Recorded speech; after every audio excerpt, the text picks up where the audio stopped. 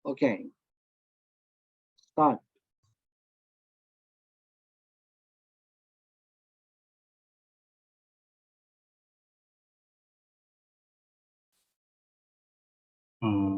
Bismillahirrahmanirrahim. Assalamualaikum warahmatullahi wabarakatuh. Waalaikumsalam. The Honorable Professor Dr. Syafrizal MPD and all of my beloved audience. First of all, let's thank to Allah Subhanahu wa Ta'ala because of His blessing. We can meet together in today's seminar. So, I am Muhammad Bayu Herpermana, and I will be your moderator for this event.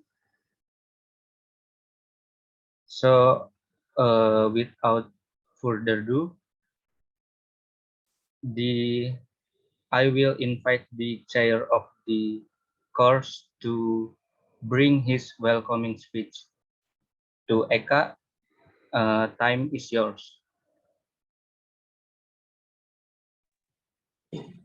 Thank you, Bayu. Assalamualaikum warahmatullahi wabarakatuh. Waalaikumsalam. Waalaikumsalam warahmatullahi wabarakatuh. Good afternoon, everyone, and welcome to the seminar on ELT. As the leader of this event, it is my great pleasure to stand before you today and open this important gathering of educators and language enthusiasts. In this session, I just want to say thank you for you all, especially to Professor Dr. Mr. Saprijal as our lecturer and the speaker of this seminar.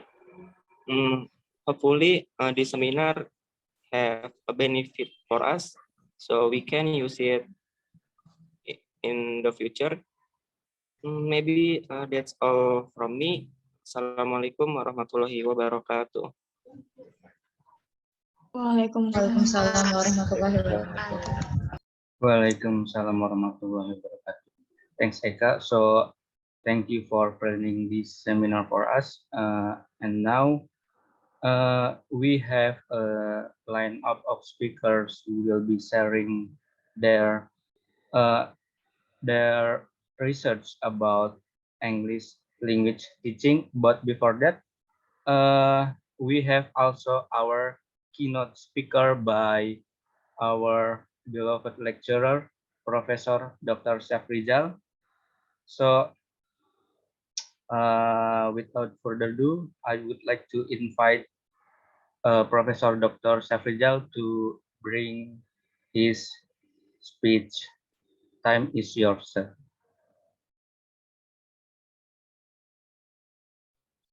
Okay, thank you, the moderator. It's a very great day, right, to see you this afternoon. And this activity is included as the final examinations of one of our course material seminar on ELT. So this is the product. Yeah, the product is that doing seminar. Yeah, even though this seminar is very limited, is only for you and me, without inviting others to come to our seminar. Yeah, so but anyway, we are learning, right, how to do the seminar, and then for future you will have a great experience, yeah, for your future life of the academic, right? Okay, allow me this afternoon, okay, I'm going to present my paper. And this paper basically is is a quite old one. I've been conducted research in 2018, so almost uh, 4 to 5 years. But I guess the issue still live, still I mean still current. Yeah. So um, even though this is let's say very simple. Yeah. But I mean it's okay in based on the finding, the research that I've been doing. Yeah. So the title is the implementations of vocabulary building strategy. So the key point is here is this one: vocabulary building strategy. This is the strategy that I'm observing and also I'm conducting for teaching vocabulary to young learners. Yeah, so this is quite challenging for me and also for doing this kind of research. Yeah, but I'm happy that finished. Yeah. So the agenda today, I'm going to discuss 5 areas. Okay, starting from background, and then I'm talking about the literature and research methods and finding and discussion and then conclusion. The first one, the background, as we know that teaching become globalizations. I mean, teaching English becomes very globalizations, and the needs of understanding one of the foreign language is a must, right? And the key point that in all curriculum Indonesia has already started teaching English for young learners, yeah, and it becomes the local content curriculum, right, in Indonesia. And then the ideas of that material will be related to speaking, listening, reading, and writing, vocabulary, pronunciation, and grammar. So uh, somehow uh, EFL teachers must be creative, right, in selecting material and especially in motivating the students' interest, right, and then using such a technique or strategies to support the learning process. So, in short, teaching English for young learners will be very different when you teach adult. Yeah, young learners tend to be easier to acquire their teaching and learning. Yeah, so the identifications, I would say, first, teaching vocabulary to young learners is not easy. Yeah, it's not an easy thing. Yeah, it really needs such a big process, a long process for those people who have interested in teaching young learners. Needs patience, right? You need to be more careful in adapting and the material for them. Yeah. So second one is teaching English for young learners is also different for teaching adult. Yeah. So there are three questions. Yeah. So the first is how is the implementation of vocabulary building strategy? What are the problems of implementing vocabulary building strategy? And then how is the problem solving for implementing vocabulary building teaching strategy, building strategy in teaching this vocabulary to young learners? Okay. So there are some very important related literature such as vocabulary. As you know, this is essential words for affective communications, including expressive and receptive words, right? And there are active and passive vocabulary types requiring practice, context connections, and memory retention for effective learning.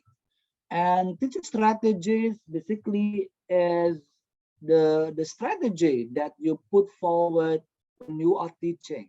Yeah, so this is a step that you use for to achieve successful, yeah, in educational context. Yeah, so for example, you need to determine the strategy, you need to see the teaching material, method, media evaluations, and environments. Yeah, so it's very complicated things to do with this one.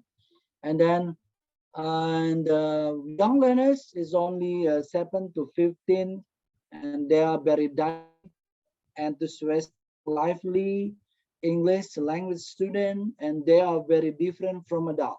Yeah, so their ability to acquire language is fantastic.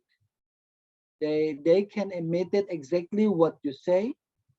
They can produce English pronunciation better than adult.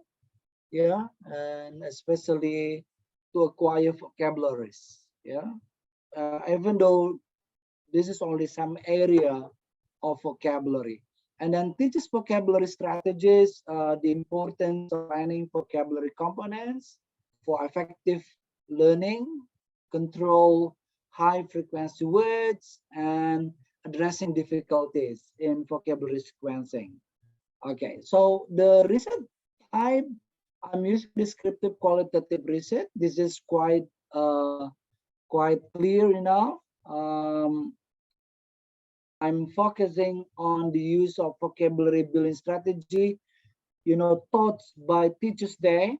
Actually, there are several school. There are three. There are one in a boarding school and two in a formal school in Banten. Okay, so I'm observing teachers and students. My instrument, I'm using observation sheet, interview, and then also documentations sheet. Okay, and the in the observations, this one, I'm observing exactly when the teachers taught vocabulary building strategy, when they are teaching vocabulary. Yeah, so this is quite fantastic because in the observations, the class is very lively and dynamic, and there is a very good interaction among student and teachers, student to student, right? So this is very enthusiastic. I like to observe this activity. And then the interview, I also try to interview the students and also teacher, right? And also I record them, and then I'm asking about their interests, their motivations, and then which part of vocabulary that they focus and which part of vocabulary becomes very difficult for them to remember, etc., etc. So I got a many things there, and then it becomes my conclusions. And then using also documentations like photo, videos, film, memos, and etc.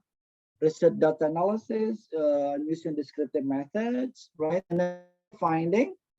So first is the implementation. So it's very various method used by the teachers there when they teach vocabulary. Yeah. So overall, I was looking at their curriculum, and then how this technique, vocabulary teaching building strategy, enhance their ability of vocabulary, and to see the effectiveness of this one.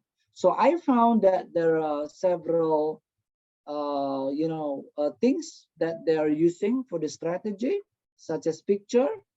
Yeah, even though this is very classic, but it still works. Yeah, it somehow it's still working. Yeah, for teaching what is it, for teaching vocabulary in remote, yeah, in remote place, like in boarding school, right? And then using real thing, realia, and also video, yeah, student English book, right? So this is very interesting. And then the technique, I also found that basically there are two main technique used by the teachers. Yeah, and the, the additional one is playing games. But the two things is very dominant. Yeah, for the teachers when they teach vocabulary, memorization. So they ask their student to go forward and then memorize. They have they had to memorize around 10 vocabularies in a day. So you can imagine 10 vocabularies times 30 days, so around 300, right? 300 times 10 or 12 months, so around 3 millions. Yeah, so amazing. So memorization become number one technique. Besides, they also translate the words. Yeah, they have a peers. They work in partners, and then one partner translate what they want to say, and this one another one is also translate in another work. Yeah, and what I found in boarding school, in Islamic boarding school, so there was a kind of punishment when they speak Bahasa, they will punish this student. Yeah. Besides, playing games is also very interesting. Yeah, very interesting things. Yeah. So they play mostly in laboratory, computer laboratory, because they can choose many games there. Yeah. So this is only additional one actually. And then the problem not only coming from teachers but also coming from the student, right? So we are having some sharing about their problem, and also the student problem, as you can see, right? Mostly teachers will taught big class. Yeah, so around 40 to 50 students. So it's very huge one. Yeah. So the problem is to monitor the big class is difficult instead of monitoring small class. Not easy. Yeah. I think not easy. Yeah. Me monitoring you is quite difficult too. Yeah, because sometimes I forgot your names. I don't write your progress one by one, right? So this is also a problem. Yeah, and more of for the students. So, and when I give them first test, this is wonderful. They have a very great, let's say, very good, significant, impact of of that technique. This technique used by the teachers does know what I have explained to you. Amazing, yeah. And then this is the conclusion. So, technique vocabulary building strategy is very effective. Consists of translation, memorization, playing game, and sing song. Yeah, so this is very fantastic. Yeah, I think that's all. Yeah, for my brief presentations, and I hope that you can run the next presentations by you later on, right? So please make sure that everybody is joining the seminar, right? So I don't know whether you I think you can go directly to the main, yeah, main parallel room, because we don't need the what is it, a separated room. We don't need that. Yeah. So um, maybe that's all. Thank you for your nice attentions. And then question and answer is only by you. Yeah. So you don't need to ask me the question. So you go directly with your presentations, and after that we upload this one in Facebook. Right. Thank you, moderator. Thank you.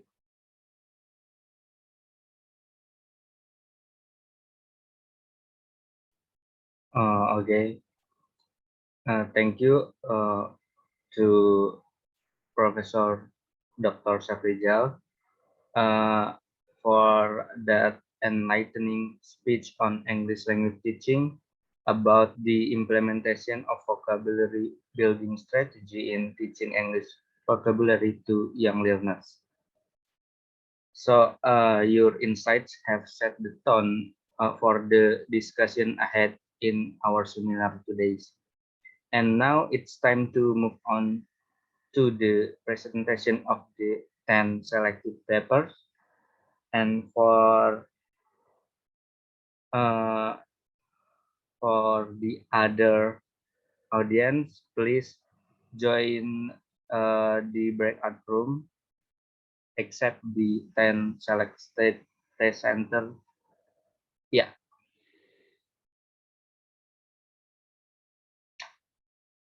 So now we have selected 10 exceptional papers that will be presented by our speakers. Each speaker will have 10 to 15 minutes for their presentations, and then followed by a brief question and answer session in the last session of this seminar. Okay, the breakout room is now there. The other audience can join. And so let's begin with our first speaker, Fitra Aulia Rifani. Time is yours. All right, thank you, Bayu.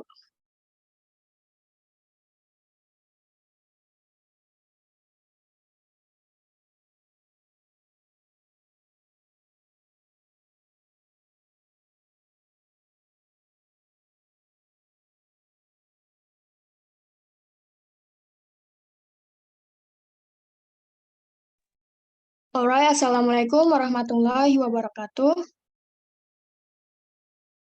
The Honorable Professor Dr. Syafrizal, the Honorable Professor Dr. Syafrizal, SPD MPD, and my friends whom I love. My name is Fitra Aulia I from class 6A with my name 22232000003. Today I would like to present my seminar PPT of some seminar entitled The Influence of Korean Pop Boy Band, Bangtan Sonyeondan or BTS English Song as Motivation to Improve Learners' English Skills, Pronunciation Skill.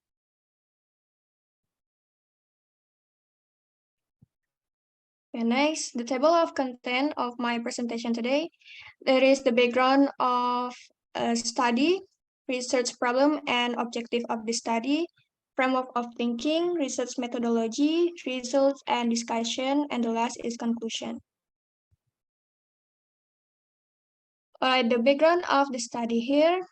This is the background, Indonesian student in learning English, difficulty in English pronunciation skill, and the importance, lack of motivation, Korean culture, BTS boy group as the big influence in millennial era, and the last song as a media in enhancing pronunciation skill.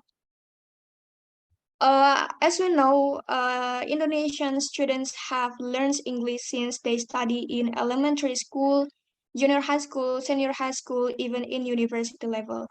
Students learn English ability of reading, writing, listening, and communication in their English class. But the researchers found it and realized that Indonesian students still have difficulties in pronunciation skill. Due to there are some differences in pronunciation, sound system, and accent between Indonesia and English language. For instance, many students college often wrong pronunciation in word student. They always recite that word with student. However, the pronunciation is defined as the procedure for pronunciation words and sentences in English, which includes emphasis, articulation, and intonation. And learning English pronunciation is crucial for them in learning a language. because pronunciation has a big influence in some aspects of English skills, specifically in reading and speaking. On the other hand, the big problem for students in this millennial era is lack of motivation in learning English language. They less interest in English, particularly practices their English pronunciation. Therefore, the researcher tried to find the alternative way to enhance their interest in learning English pronunciation with something happening in millennial generation recently, namely Korean culture. Korean culture in Indonesia has a strong influence on various aspects of daily life, ranging from tastes in music, appearance of fashion, food, especially their girl band and boy band. As the result of survey by Good states that Indonesia got first ranks as the country with the biggest K-pop fans in the world.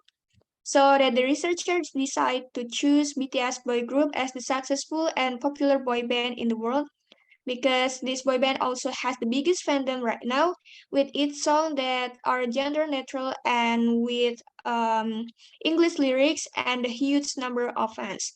That's why the researcher used BTS English song as media in enhancing pronunciation skill. Okay, next slide. Um, the research problem here, does K-pop band BTS influence students' English pronunciation skill? And the objective in this research is to find out the influence of BTS English songs to students' English pronunciation skill. Okay, the framework of thinking. The problem here, learners still have difficulties in pronunciation skill. The research objective is to find out the influence of BTS English songs to students' English pronunciation skill. I use the research methodology. I use quantitative research and collecting data using pre-experimental as a research design. And for the instruments, I use a pre-test, post-test via online and questionnaire via Google Classroom.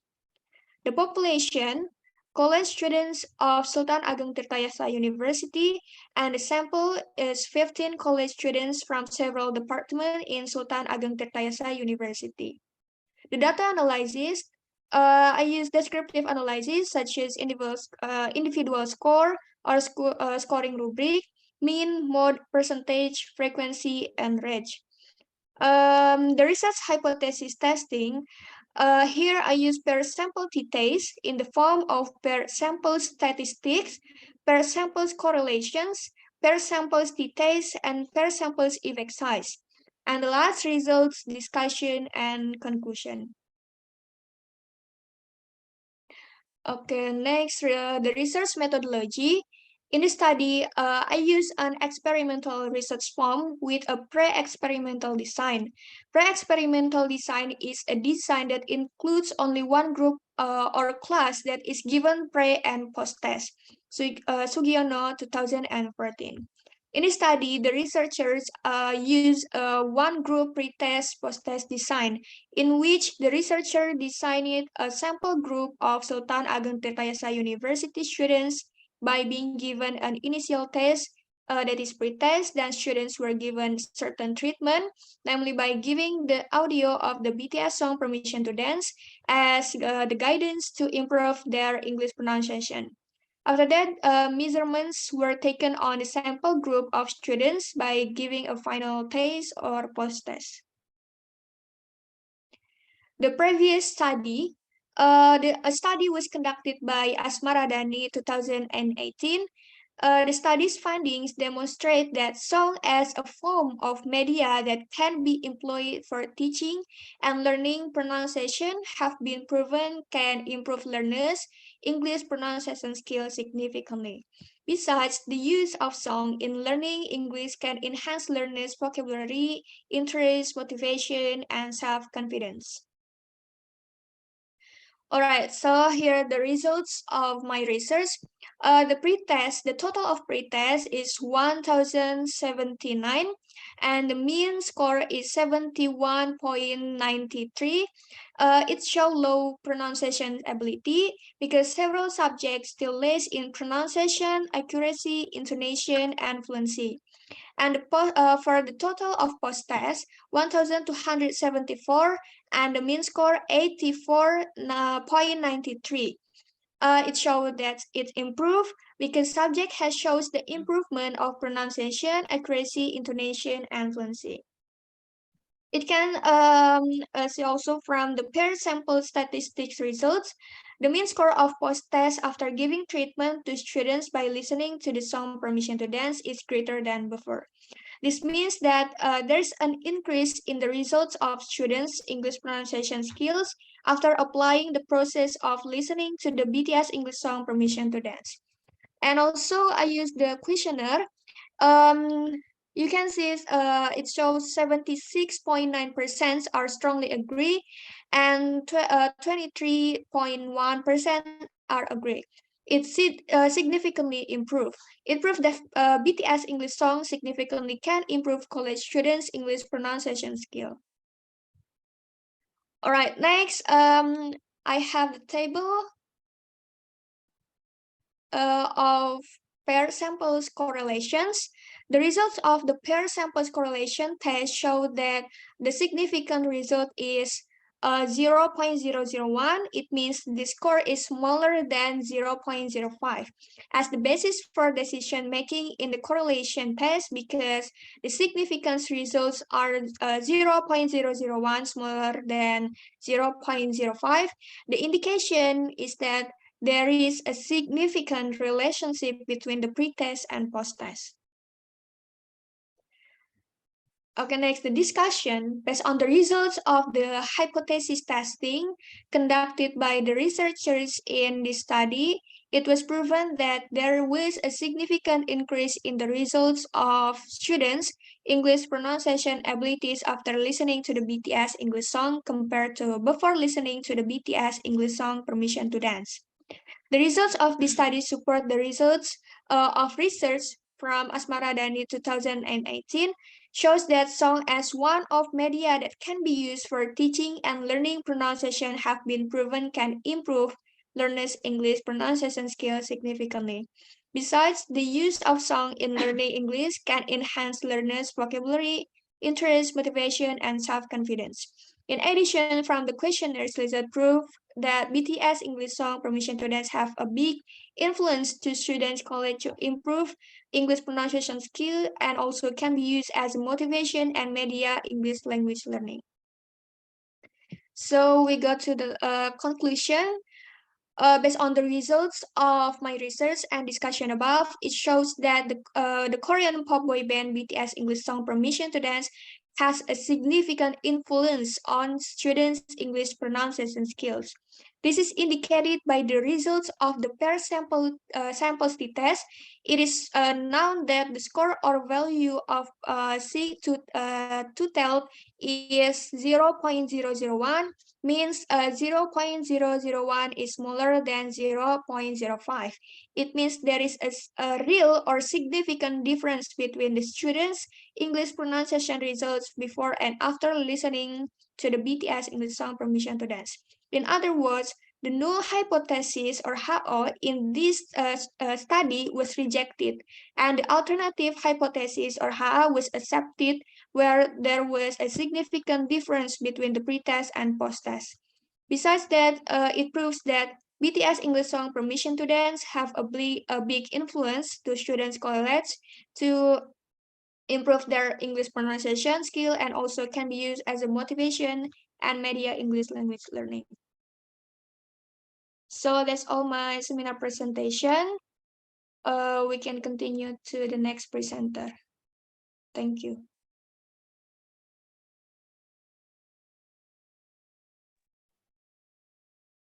Okay, thank you, Fitra, for the thought-provoking presentation about pronunciation skill. Now we will move to the second speaker, Bentar. Tasmi. Time is yours. Okay, thank you. Wait for a while.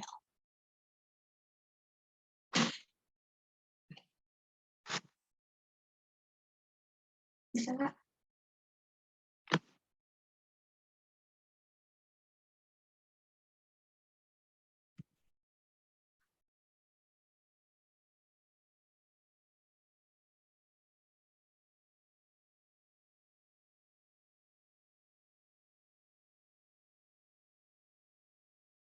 Okay,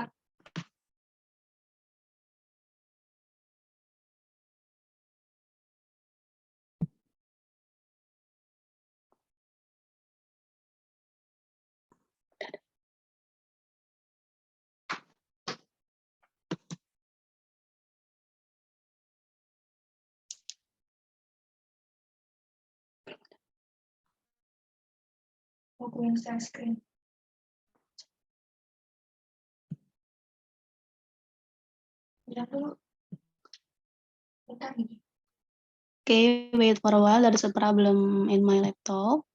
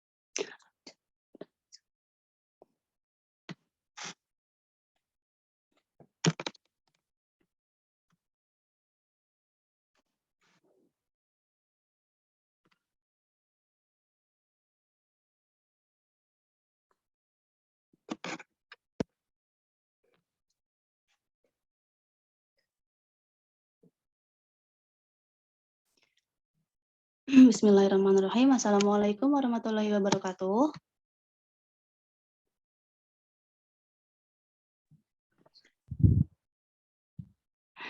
Okay. The Honorable Professor Dr. Safrizal MPD and all of my beloved friends of English educations in Sultan Ageng Tirtayasa University. Here I would like to present about my research today with the title is The Influence of Using the TikTok Application as a Fun Learning Platform on Students' English Speaking Skills.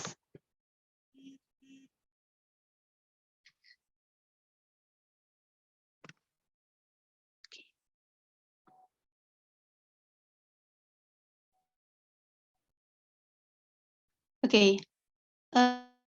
Okay, for the first chapter is introduction, and there are 3 points here: background, problem, and purpose. The background of my research, because since the pandemic, TikTok has gained popularity and is frequently utilized by people in Indonesia. This platform was introduced in September 2016 by Zhang Yiming and is a social network and music video platform from China. Nowadays, a lot of video creators use this application as a learning tool, particularly for languages. As we know, particularly for students, TikTok is a popular social media platform among students that can have both positive and negative impact on their speaking skills. This paper will delve into the subject matter and provide a comprehensive understanding of the application impact on communication skills. Through the analysis of expert opinions and empirical data, this paper hopes to contribute to the ongoing discussions on the use of social media platform for educational purpose. So, based on the above phenomenon, the researchers is interested in conducting this research in the form of an article with the title is The Influence of Using the TikTok Applications as a fun platform learning on a student speaking skill. So you can see here the problem of my research is, does TikTok impact students' English speaking skill? So that the purpose of my study is to find out the impact of TikTok on a students' English speaking skill.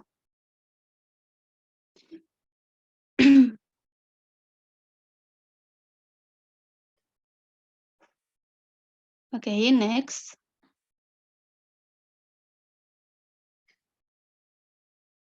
Yeah. And the second chapter is about literature review. The first that we have to know about TikTok, according to Siwon and Razali 2021, TikTok can be used as a language assessment tool.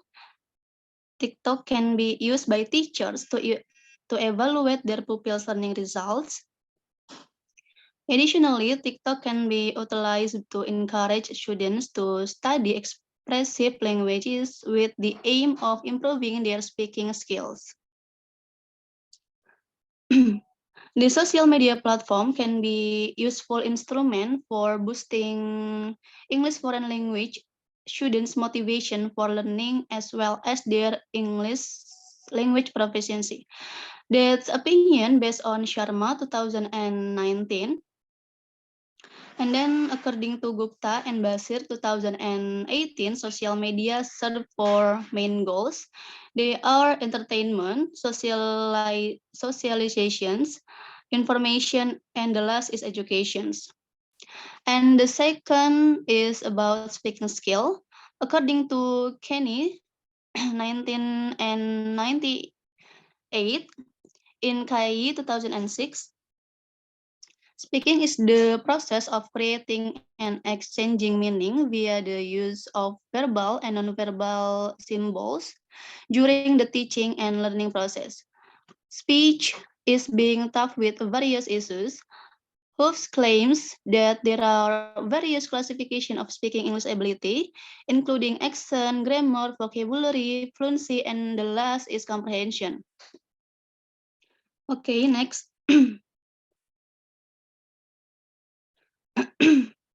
Okay.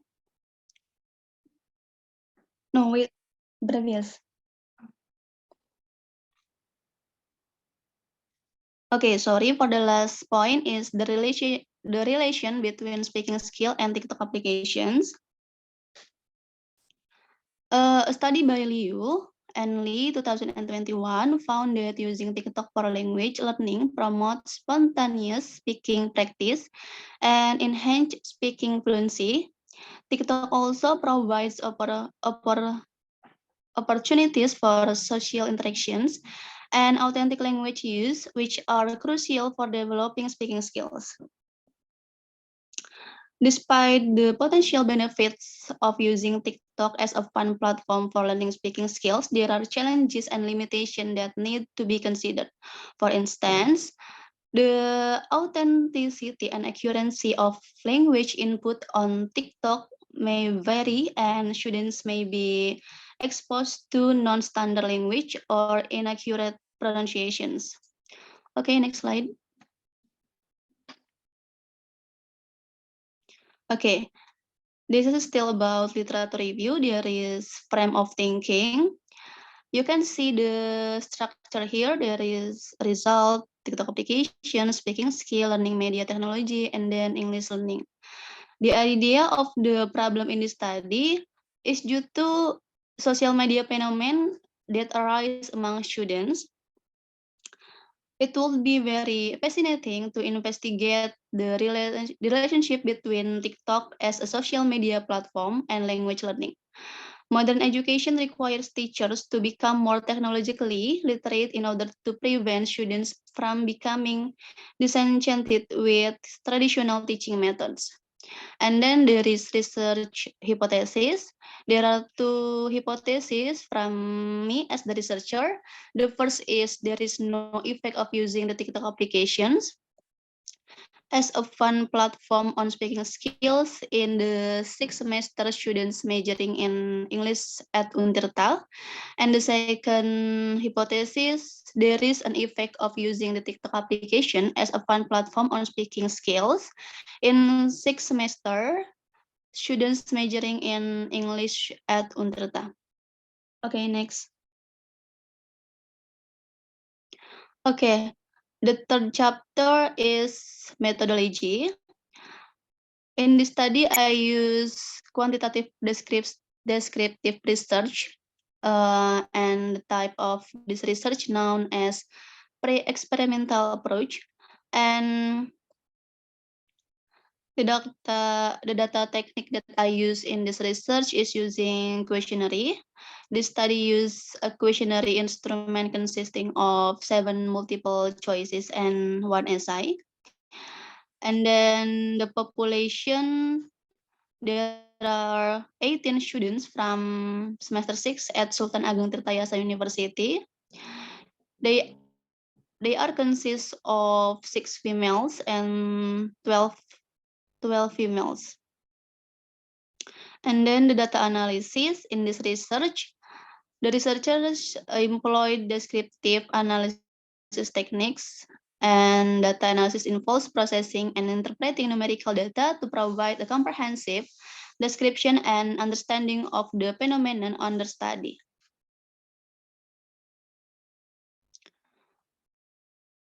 Okay, we come to the 5th chapter. This is about the result.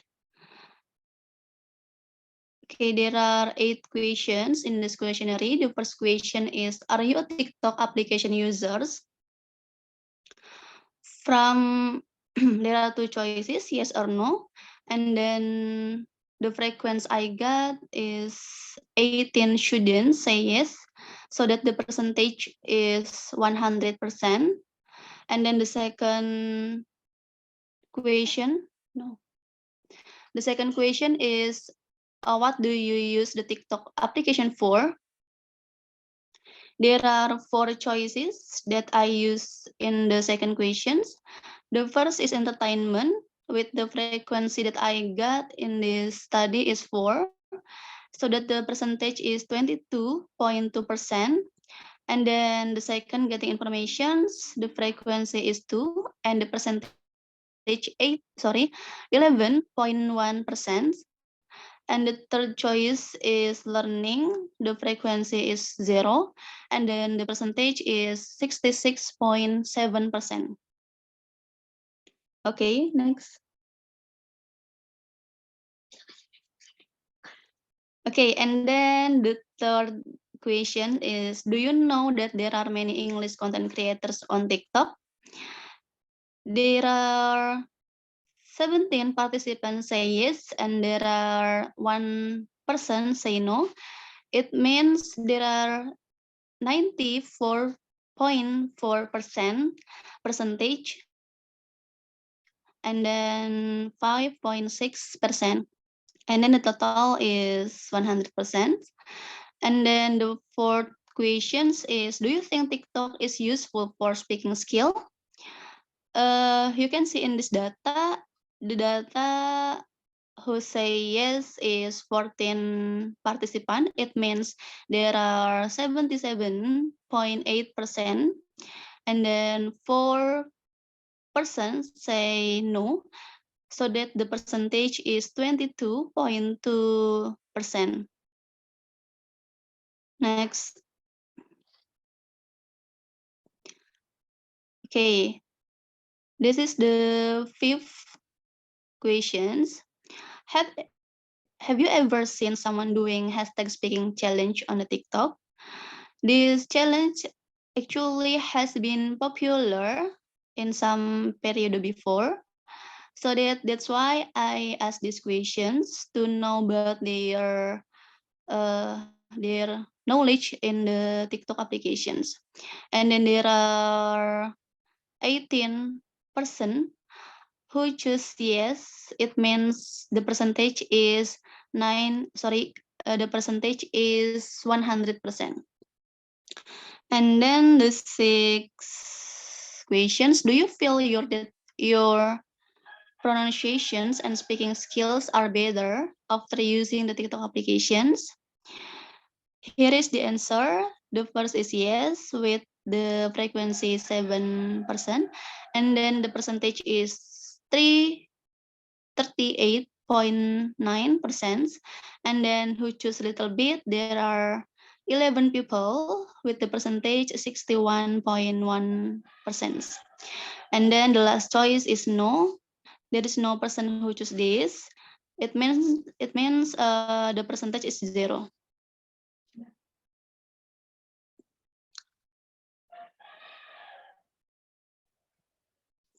Okay, these are the last questions in my questionnaire. With the question is, do you think TikTok is a fun platform to learn, and give the reasons? The participant who say yes, there are 18%, and then the percentage here is 100%. It means all of participants agree that TikTok is a fun platform to learn. And here are the reasons of them. The first is because TikTok users can choose as many content creators as they like. In terms of academics, they can choose content creators according to the lessons they need. And each educational creators has his own way of teaching so that the students don't feel bored. And then the second reasons of them is because TikTok is an application that is well known in various countries so that TikTok users can meet and communicate with people around the world by online. It is very influential to train students speaking skills. And the last reasons, because TikTok can be a fun platform to learn, it offers a unique and interactive way to practice language skills rather than reading from a textbook or listening to a lecture. Users can engage with the content, interact with other learners, and even create their own videos to practice speaking and pronunciation.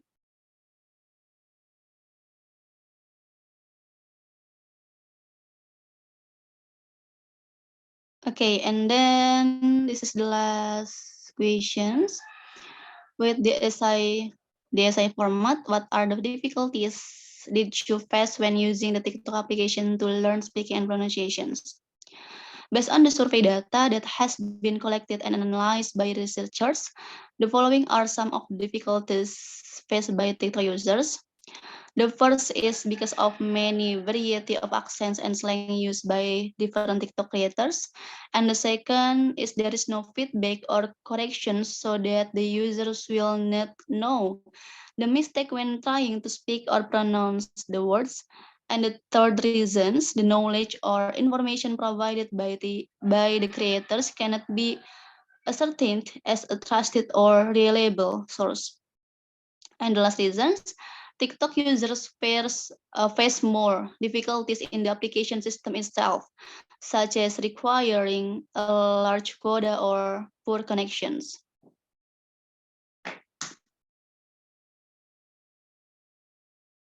Okay, here are the conclusions of my study. In a research that has been conducted for approximately 1 month, the result shows that the TikTok application is very useful for student speaking skill. In the questionnaire has been described, respondents experienced an increase in their speaking ability after using TikTok. With some of the difficulties users face, they still enjoy using TikTok because many content creators are creative in presenting learning materials. The survey data proves that students not only use TikTok as an entertainment medium but also as a fun learning platform.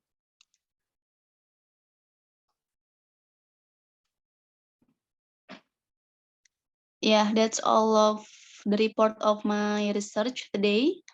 Thank you so much. Next, the presenter.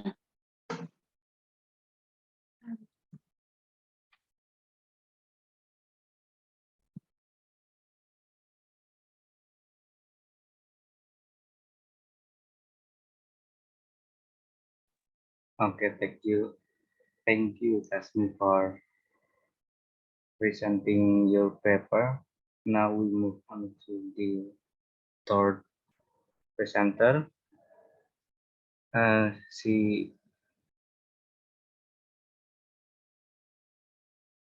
the next presenter is Salza Terenovic. Salza, time is yours. Okay, thank you, Bayu. Please wait a minute.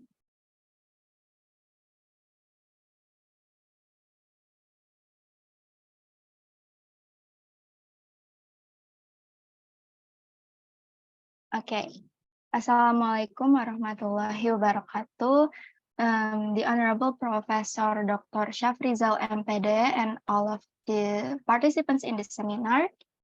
My name is Salza Taranovics. In this occasion, I would like to present my study entitled The FL Students' Perceptions of Learning English Through Trace Effects as Digital Game-Based Learning, or DGBL.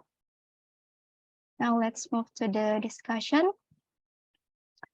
Here there is introduction, which consists of background of the study, questions of the problem, and objectives of the study. Background of the study. The advancement of technology in this era of globalization can provide benefits to various fields in life, including education. In the education context, technology plays a role as a facilitator of digital learning media, such as digital games. The implementation of games as the main learning media is referred to as DGBL, or digital game-based learning. One of the digital games that can be applied in the implementation of DGBL is Trace Effects. Trace Effects is an immersive game released by the US Department of State to help students learn English in a digital game environment. Thus, Trace Effects has the potential to engage students in English language learning.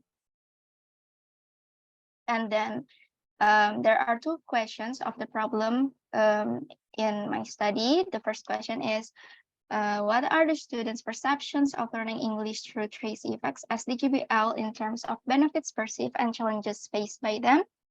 And then the second question is, do students think it is suitable to learn English by using Trace Effects as DGBL?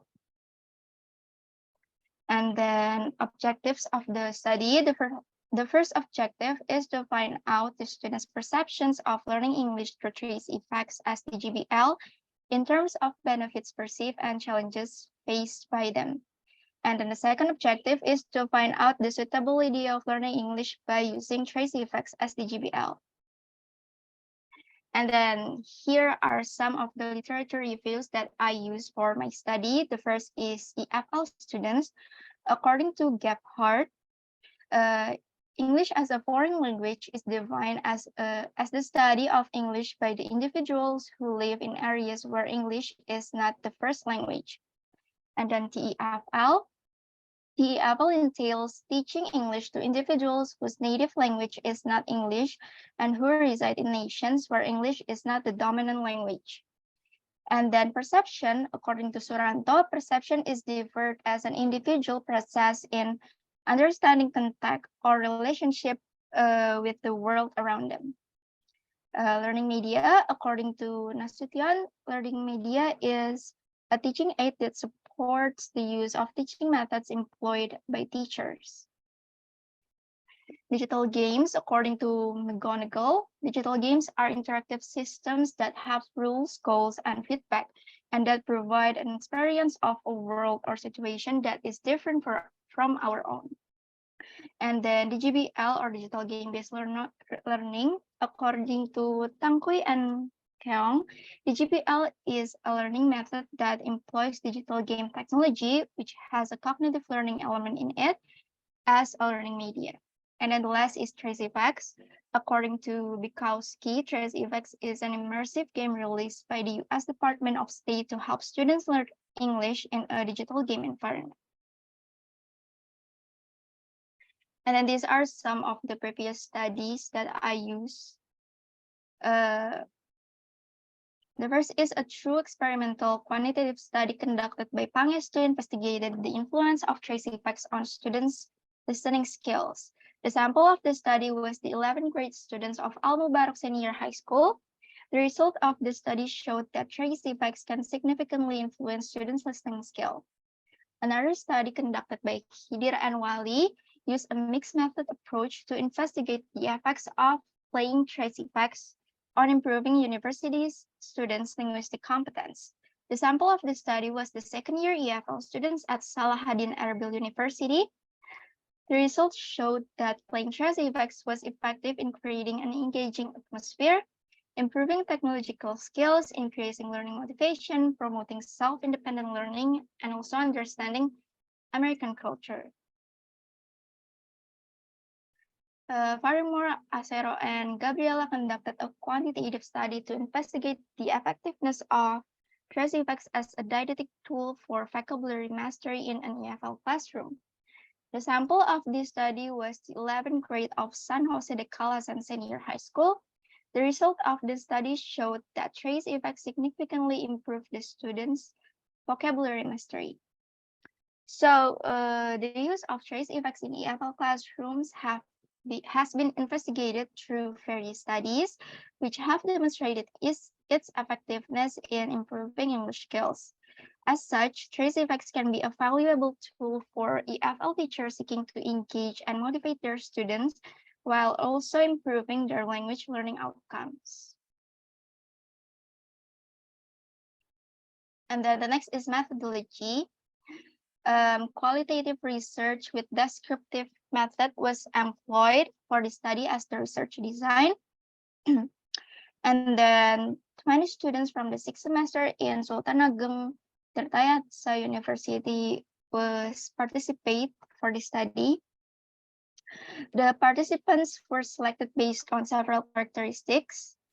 First, the participants have experienced the use of trace effects for English language learning. And then the participants are from the 6th semester of the English department of Sultan Ageng Tirtayasa University. And then for the research instrument, I used questionnaire with 10 open-ended questions. The data gathered is analyzed qualitatively by using a thematic analysis. The procedures include collecting data through a questionnaire via Google form, identifying the result of the questionnaire, organizing the result into specific themes for further elaboration, and the last is interpreting the data. And then we move to the result and the discussion. In terms of the benefits of trace effects perceived by students. So first, trace effects is enjoyable, fun, and engaging. The result of the questionnaire indicated that all participants agreed that they obtain a positive language learning experience through trace effects due to the fact that they are able to learn English as well as American culture while playing. As Pantini stated, trace effects is an engaging and interactive media that allows students to practice their English and learn about American culture. The second is trace effects motivating students to learn English. All participants agreed that trace effects played a role in students' English learning motivation in various areas, as motivation plays a crucial role in students' learning. This finding is consistent with the literature by Rian and Deci that suggests that gamification can foster intrinsic motivation. And then boosting confidence in using English. Most of the participants stated that they felt confident after they used trace effects for learning English. It can be said that trace effects is able to improve the students' confidence in using English. As stated by Oxford, confidence is key to effective language use. And then the last, improving English language skills. All participants felt trace effects can effectively improve their English skills, specifically in reading, listening, and critical thinking skills due to students should think critically in solving the missions and understanding the instructions. This aligns with a study by Dicheva et al. That showed gamification can improve learning outcomes for students. And then in terms of the challenges of trace effects faced by students, the first is confusing instructions and game controls. Some participants stated that they face challenges related to understanding instructions, controlling the character to move around the maps, and finding people or places in the game. This was found to be consistent with the previous research on game-based learning by Lee and Hammer that indicated game-based learning can pose difficulty for students in navigating game controls and understanding game mechanics. However, they were able to overcome these challenges by repeating the instruction, asking for help from a friend, and slowly learning how to operate the game efficiently. The next is challenging vocabularies. The participants also highlighted the fact that they face some challenging vocabulary that hard for them to understand. However, they were able to expand their vocabulary knowledge by actively seeking out the meaning of hard vocabulary. This can be a valuable strategy for students as it helps them to become more confident to understand new vocabulary. This finding aligns with a study conducted by Chun and class that highlighted the importance of vocabulary in language learning. And then the last is time consuming. One participant shared a difficulty they faced when playing Tracy Effects, specifically about the challenge of finding characters in the game to complete the mission and how it was time consuming. As stated by Huang and Wu, while games can be fun and engaging way to learn, lengthy gameplay can lead to fatigue and disinterest among students. Despite the challenge, the participant overcame it by using critical thinking skills to find the location of those characters. And then the last is the suitability of trace effects as the GBL. The results showed that all participants agreed that trace effects is a suitable and effective media for English language learning as the GBL and recommended its use as a tool for English learning. They emphasized that it is a fun and engaging way to learn English. The responses also suggested that trace effects has positive feedback for students and is regarded as a useful and enjoyable way to learn the language. Overall, the responses indicated that trace effects is a valuable and suitable media for English language learning as the GPL. So the conclusion is the result of the study suggested that students had positive feedback on the use of trace effects as the GBL for English language learning. Despite its drawbacks, students perceive trace effects as an enjoyable and motivating game that help boost their confidence and improve their language skills. All students agreed that the use of trace effects can be a valuable tool for learning English, and they recommended its use of the game in the classroom. I think that's all from me. Thank you so much for your attention. Now I give it back to the moderator. Assalamualaikum warahmatullahi wabarakatuh. Waalaikumsalam warahmatullahi wabarakatuh. Okay, thank you, Salza, for the presentation. Now we move on to the fourth presenter, Zumratul Marhama. Time is yours.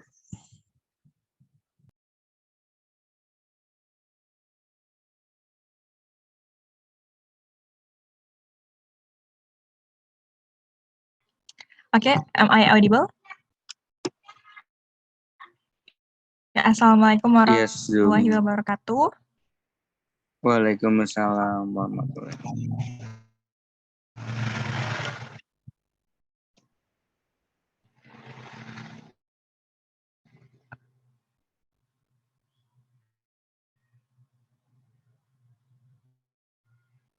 Okay, everyone, good afternoon.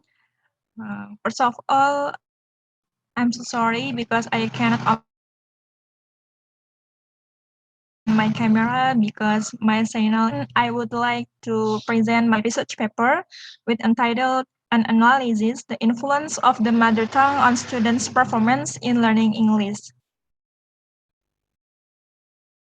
Next slide, please.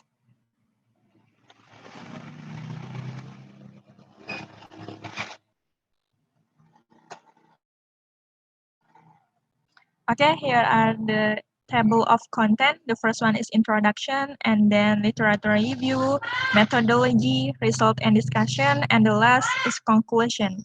Next slide, please. Well, we move to the first chapter. It is about introduction. It is a background of this research. English as a second or foreign language has been taught in Indonesia since elementary school to university level. However, during the learning process, the learner should have good English skills. However, despite the fact that learning English takes time, it is widely observed that many Indonesian students have not mastered their English skills well. So, learning English in Indonesia has a number of challenges, one of which is the classroom teaching system. Next slide, please.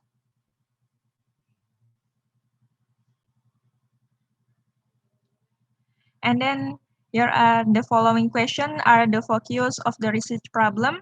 The first one is, does mother tongue affect students' performance in English skills? What English skills are most influenced by the mother tongue? And the last is, how to improve students' performance in English skills? Next.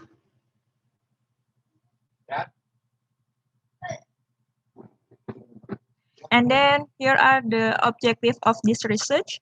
The first one is to determine the effect of mother tongue on learner performance in English skills, and then to find out the skills most influenced by mother tongue. And the last is to find out solutions to improve learner performance in English skills. Next.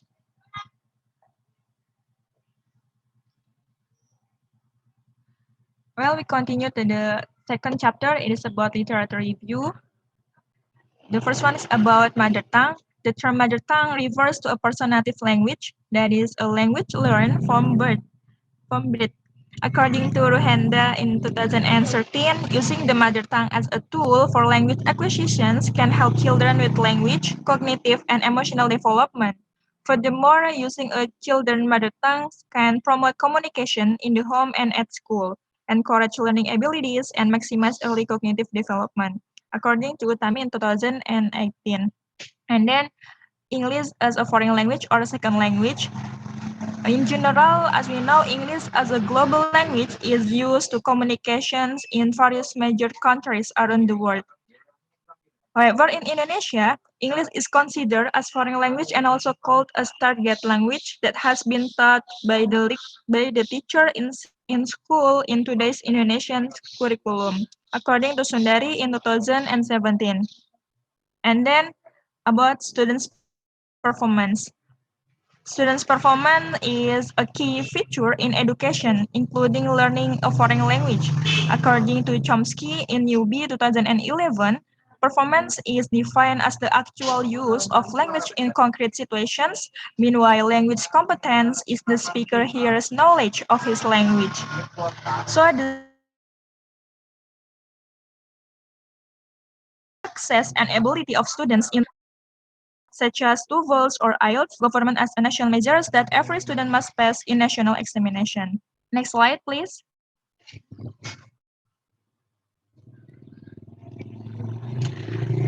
Then we move to the third chapter. It is about methodology.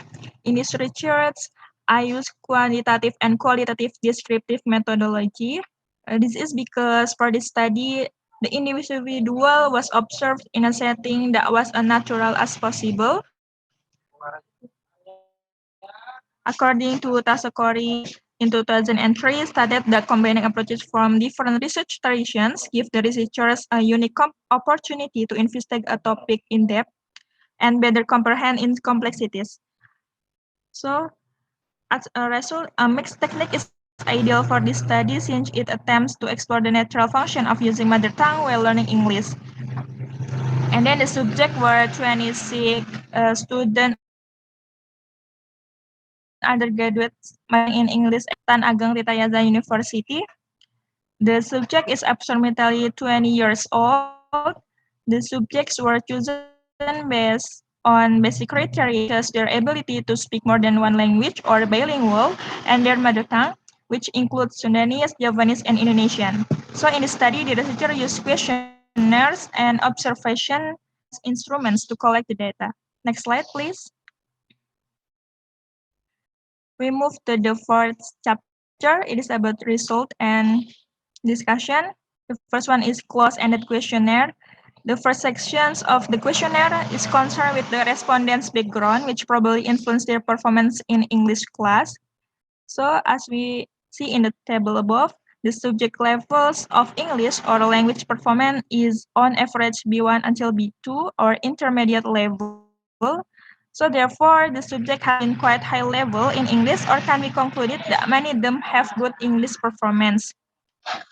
Okay, next slide, please. And then the second sections of the questionnaire is concerned with perspective of the use and the influence of their mother tongue in English.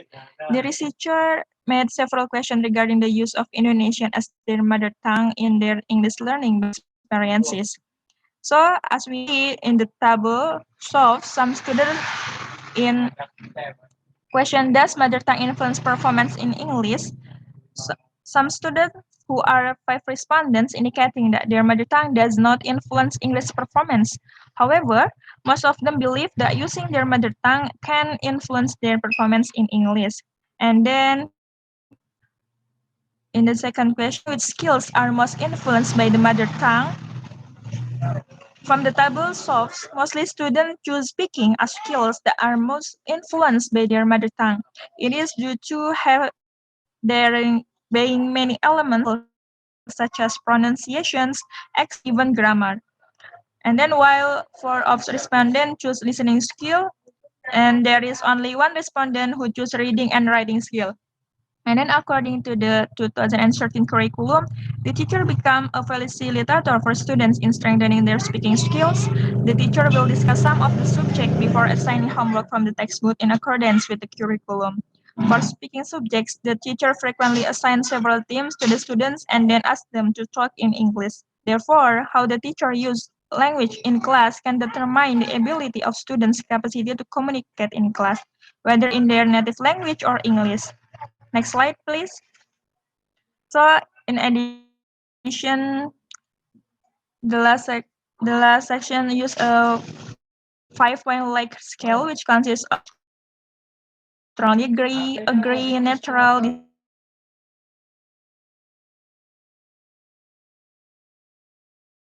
the second section is statement of opinions. For each statement to complete with a statement about the value or positions and data points to that, the table above shows several statements of the respondent through the use of their mother tongue in English learning. From the first statement, the respondents have a variety of opinions. However, there are 10 respondents who have chosen to agree. It is because of many factors that affect them. Then in the second statement, mostly students give positive opinions. Even there is only 1 student who strongly disagrees that the teacher or lecturer who only use English in class influence their English performance better. So furthermore, in the third statement, the average of students staying in their mother tongue before they use English. So therefore, the student is not really acquire foreign language or English naturally in the classroom. And then next slide.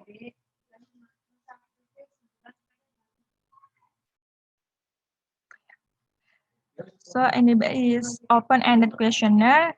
In the study has 2 main questions. First question is based on your opinion, how mother tongue influences performance in English. As a result, they have similar opinions about the reason or the factor that influences their performance in English. As a non-native speaker, learner can attest to the fact that mother tongue can have a significant influence on performance in English. This is because the mother tongue or first language affect the way we think, process information, and communicate. Next slide, please. And then the second question is, what do you usually do to improve your English performance in English? Every student has different learning styles and also English level. However, when learning foreign language, especially English, they have similarities. One of the most effective methods or ways that they do this is by actively participating, asking questions and sharing their thoughts with the class. Additionally, students always try to use new vocabulary and grammar structures that they learn from reading books or other research, such as on speaking and writing tasks. Then also some of them use various online researchers, such as language learning apps, podcasts, and videos to practice listening and speaking skills.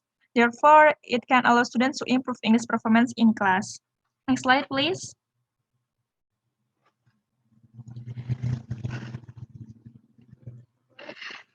Uh, the next is about observation were performed while connecting to research. However, only 2 class observation. The language used by the English teacher to teach and make students understand things related to the English in class is the focus of this observation. As we see in the table above, based on the observational data, when the lecturers employs 2 languages in class, English and Indonesians, the majority of students comprehend the subject matter better. This is due to the lecture themes appearing to be simpler for students to understand. However, students seem to do better in their English skills when the lecturer uses full English during class.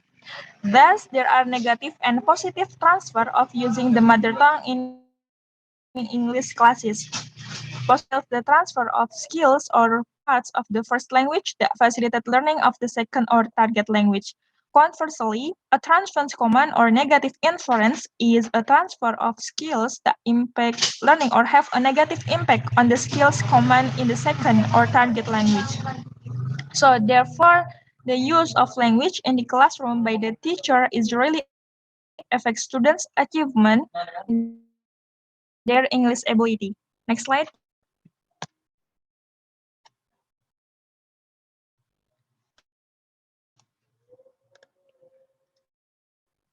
So we in the last chapter, it is conclusion. Mother tongue mostly refers not only to the language a person learns, but also the dominant language that someone uses in daily communication.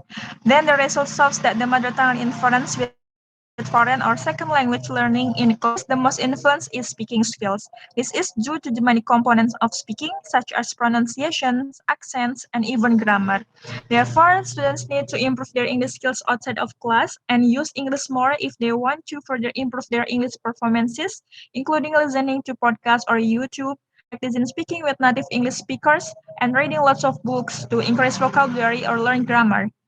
So in the future, the researchers hope there will be further studies regarding the influence of the mother tongue on learning each English skills. Okay, next slide.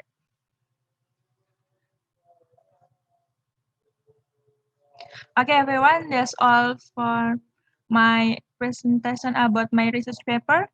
Thank you very much for your attention. Back to the moderator. Assalamualaikum warahmatullahi wabarakatuh. Waalaikumsalam warahmatullahi wabarakatuh. Okay, thank you, Zoom Ratul, for presenting your paper.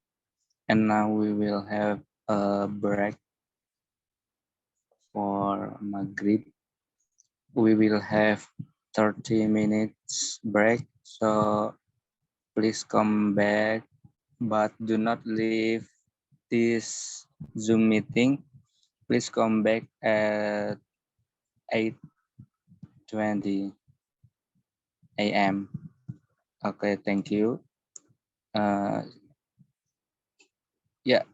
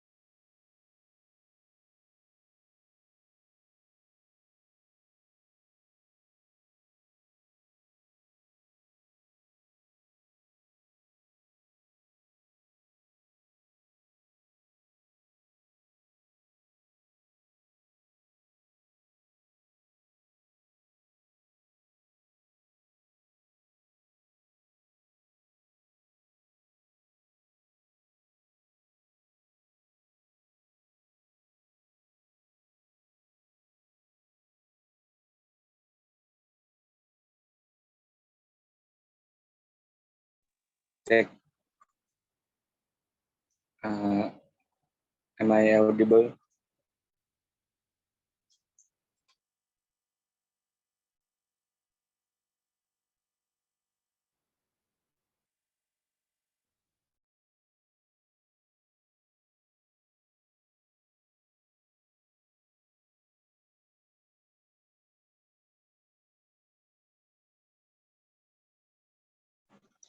Cek cek.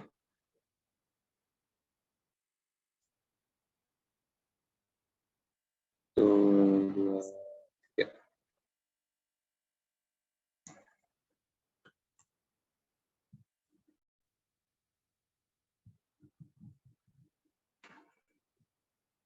Ini kedengaran nggak?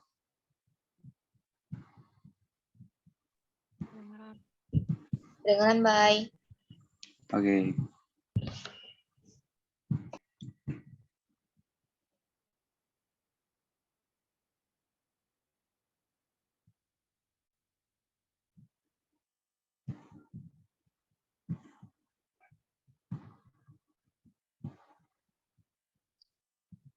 Oke. Without salam, let's continue our seminar today. Now we are going to the fifth speaker. The speaker is me myself. So Muhammad Bayu Heri Permana and Isya. Okay, moderator. Thank you.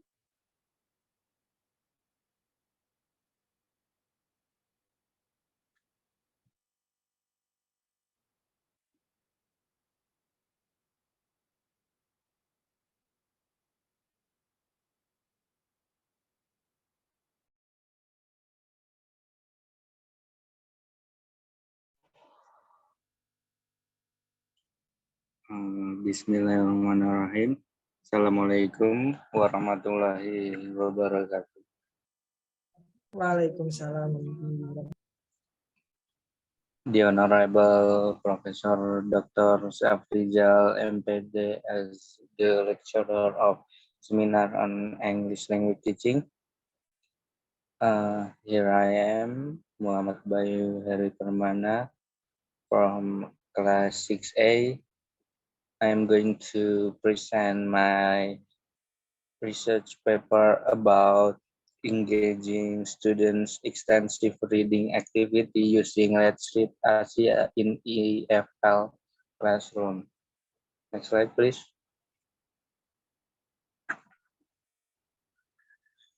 So, teaching English in Indonesia, especially reading, have been focused on how students can finish their assignments, or it has prepared to face the student final exam that expected to have the good results. This phenomenon affects those who do not understand what students read correctly because from the beginning they read only to accomplish the task given, not trying to like and understand what books they are pleased with to read. Without built-in early their habit to read, they could face the struggle to like this reading habit again and can be ensured that affects their future badly. Thus, perhaps extensive reading is an excellent way to help the learners to read. Next slide, please. So, as a reading resource, Let's Read Asia have all the potential to resolve the lack of reading material in extensive reading activities. Therefore, the extensive reading approach is not just read and then finish the task that has given, but on how the learners can enjoy their reading activities selected by themselves. This study would do the best to try an extensive reading approach, especially to motivate and engage the student in learning English.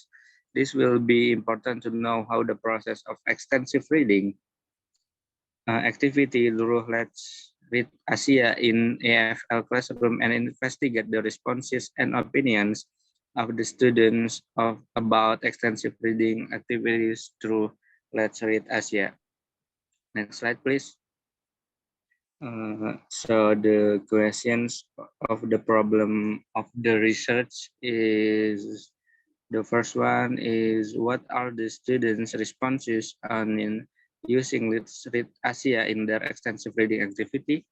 The second one is, what are the students' opinions on using Let's Read Asia in their extensive reading activity? And the last one, how does Let's Read Asia influence students' motivation and engagement in extensive reading activities in an EFL classroom? So the methodology of my research in the research design, in the research design, I'm using a qualitative approach with a descriptive qualitative study. And for the research instruments, I'm using a questionnaire and in-depth interview. And for the research participants, it they are the sixth semester of the English Department of Sultan Ageng Tirta University that have experienced the use of Let's Read Asia during their extensive reading class. Next slide, please.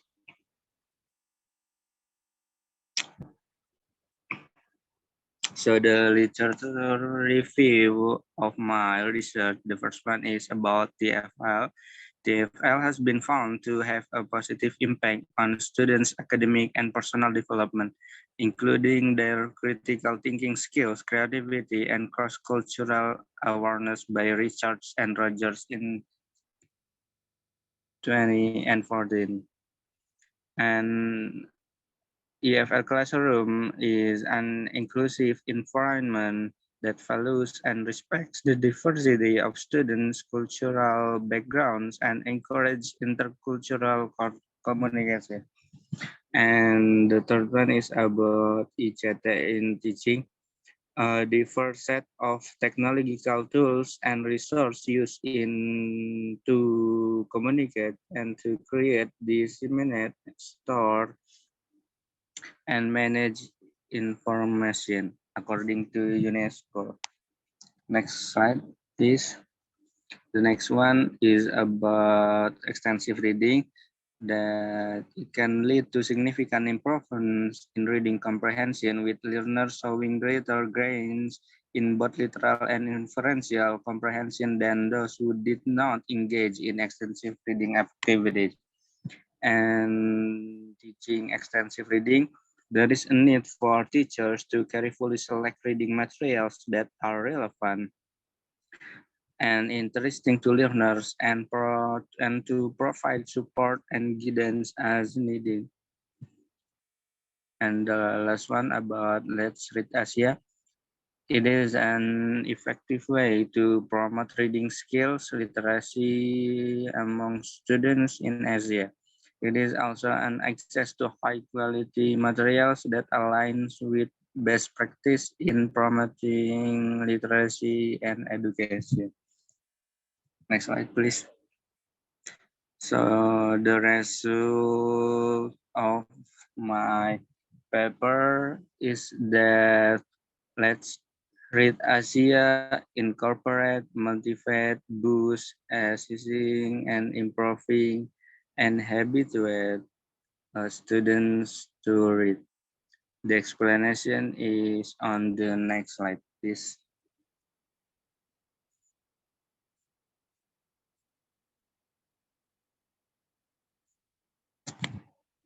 Next slide, please. So in the first one is incorporate. So Let's Read Asia emphasized on providing a wide range of interesting and culturally diverse materials contribute to its effectiveness as a tool for motivating students to engage in student extensive reading activities.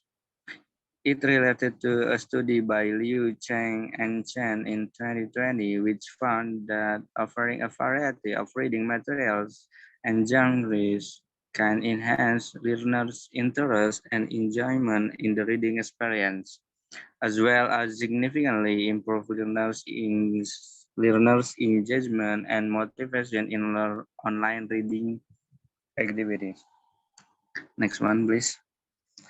The next is motivate. Let's Read Asia is incorporating gamification features and user-friendly that design that contribute to its effectiveness as a tool for motivating students and to engage in extensive reading activities. According to Day and Benford in 2002,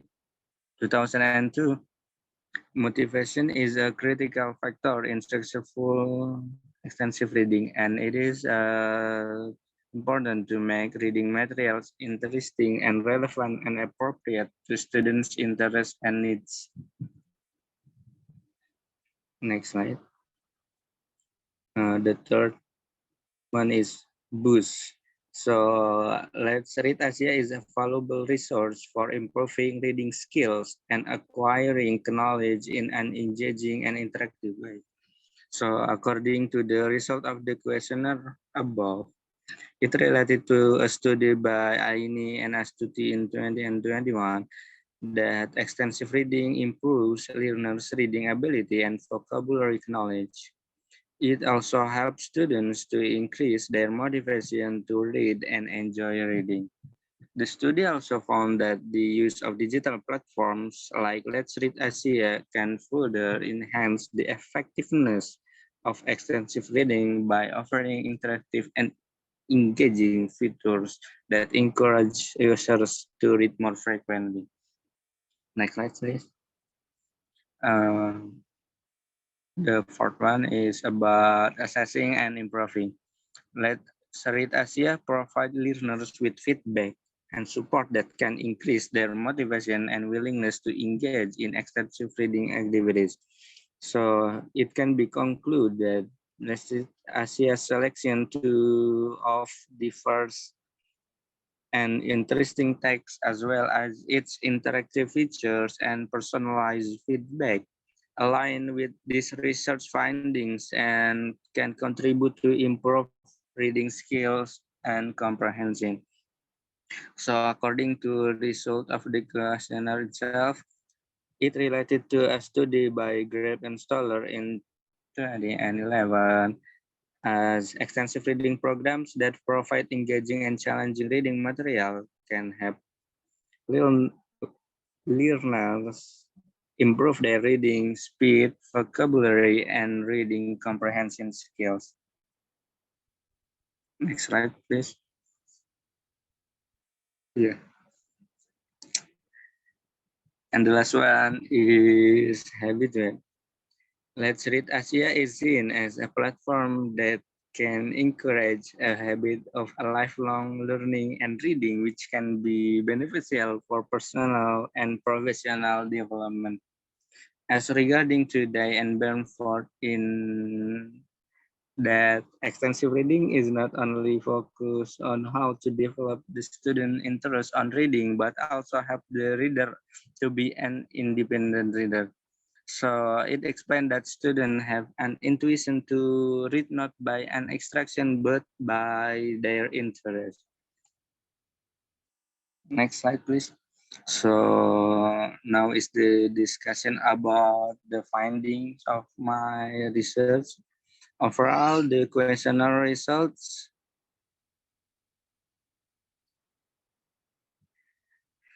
Overall, the questionnaire result demonstrate the importance of Let's Read Asia as a tool for motivating and engaging students in extensive reading activities in an EFL classroom. By providing interactive, engaging, and personalized materials that cater to different levels of reading ability and interest, the platform helps to build students' motivation and confidence in reading, improve their vocabulary acquisition and comprehension skills, and establish a lifelong habit of reading for personal and professional development. Next slide, please.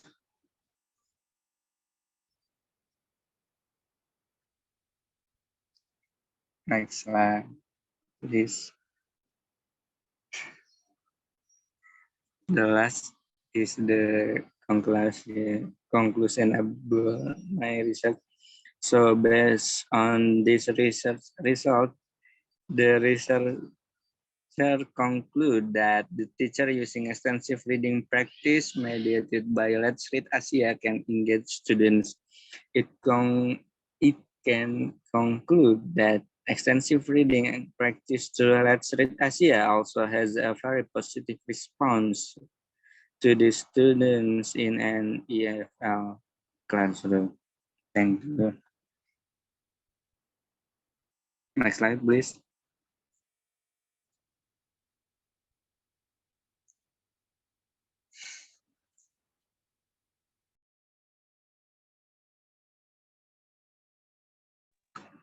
Okay, thank you. That's all from me. Wassalamualaikum warahmatullahi wabarakatuh. I will give back to the moderator. Waalaikumsalam warahmatullahi wabarakatuh. Thank you, Bayu. Now is the time for the sixth presenter. So, Afifah Nabila, time is yours.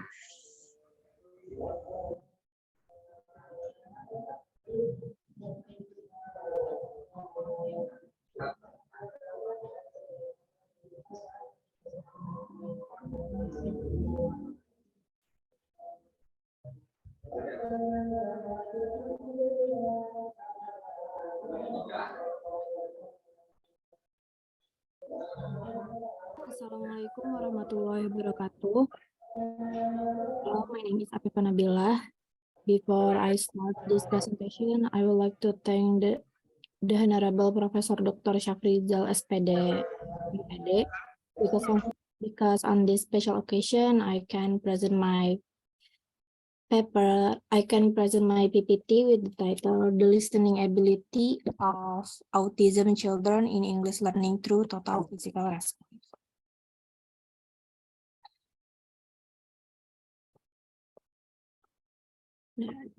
For the agenda, the first is background of the study, the second research purpose, the third literature review, the fourth methodology, the fifth result and discussion, the sixth is conclusion. The background of the study. Listening is one of the important abilities that students at all levels must master when learning English. Without having good listening skills, students will find difficulties in integrating into a talk, discussion, or follow the comments from their teacher and peers. Therefore, an English teacher needs to know and apply the methods and strategies in their classroom. No previous research on the English teaching method for autistic students in Indonesia has been conducted to precisely evaluate their listening ability. This is because autistic students have difficulty listening and interacting with others. Autistic children are typically hyperactive or hypoactive, with no direct movement, a reduced ability to sit quietly, a lack of eye contact, uncontrolled motions, and a tendency to become upset or tear down for no apparent cause. To address the issues raised above, the researchers proposed that English teachers utilize total physical response, or TPR, in training autistic students to listen. TPR employs a variety of physical exercise to assist students in memorizing new words and comprehending teacher directions. TPR is especially appropriate for teaching English for autistic students, since the students are not only listening to but also reacting to English orders as their foreign language.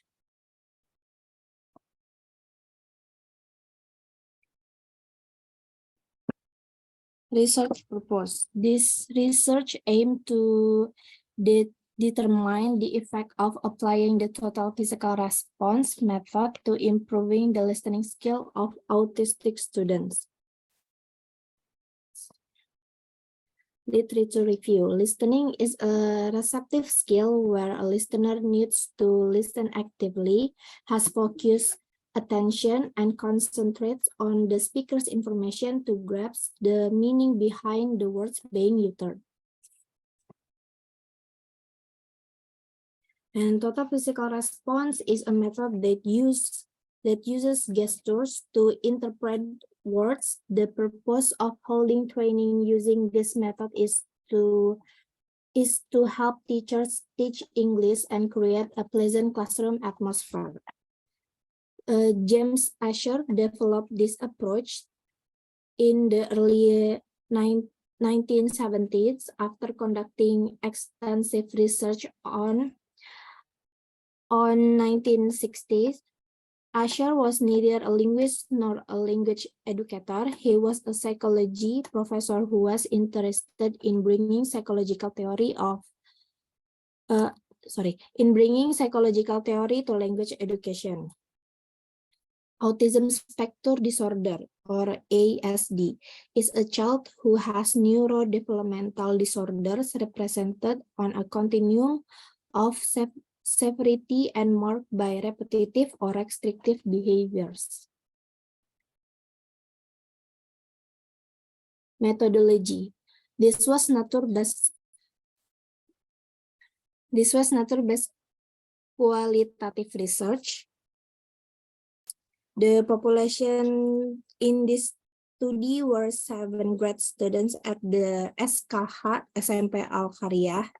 The sample in this study was for 7 grade students. The data were collected by observing and documenting the English listening, teaching, learning process in the classroom using TPR method.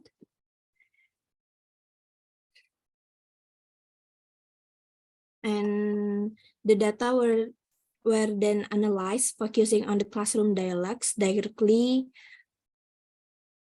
using the TPR method in the teaching, listening, comprehension to the autistic students. For the research discussions. The teaching learning process to the 4 autistic students received different response. It was because each student has different personality. Student 1 was the most active and enthusiastic in following the teacher's commands. The teacher asked the student to stand up while she said get up. That is reflected in excerpts 1 and 2. For the excerpt 1, teacher said get up and the student 1 said get up, repeating the teacher but no action.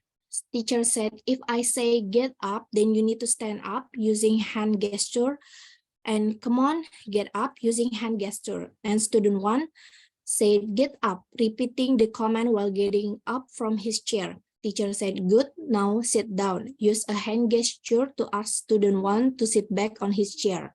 Student 1 said sit down, saying the command while doing the act to sit down on his chair. Among the four students,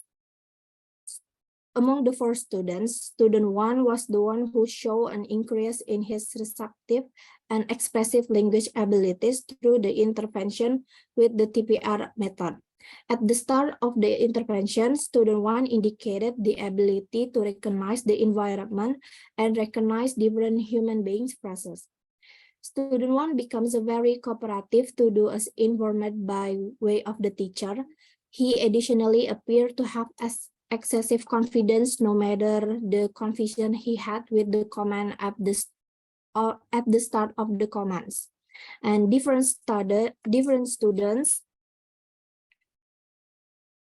Different students, even though no longer SPD as student 1, in following the teachers movement, had been also discovered to recognize the training. Excerpt 2, teacher said, get up, doing hand gesture, asking student to get up from their sitting position, and all students were standing up. And teacher said, touch your nose, pointing to her nose. And all students were touching their nose. And teacher said, jump, doing hand gestures, asking students to jump, and students all were jumping. Teacher said, stop, doing hand gesture, asking students to stop jumping, and students all stopped jumping and laughing.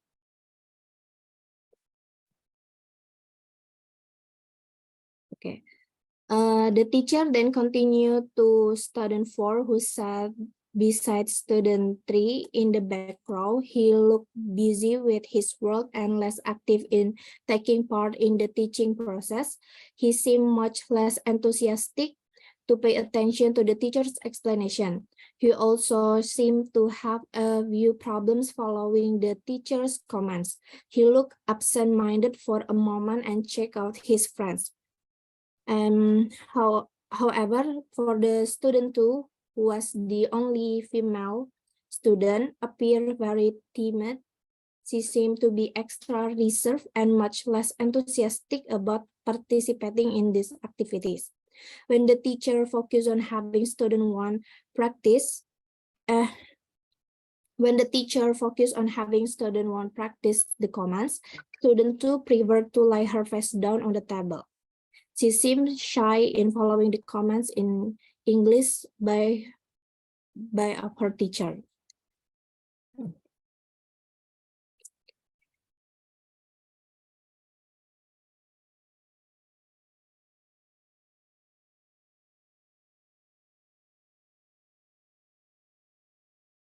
The result of this research support the earlier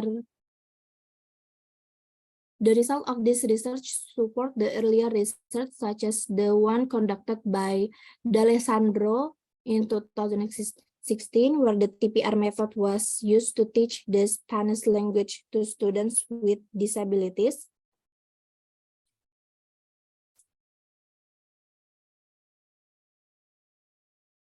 The outcomes were that the student felt satisfied about the application of TPR and their daily language acquisition extended. Another study in Indonesia done by Windy in 2017 taught English vocabulary to autistic primary school students. Before teaching vocabulary to the students using the TPR approach, Windy asked the scholars to do pre-tests in which they were only able to over 13.3% of correct answers.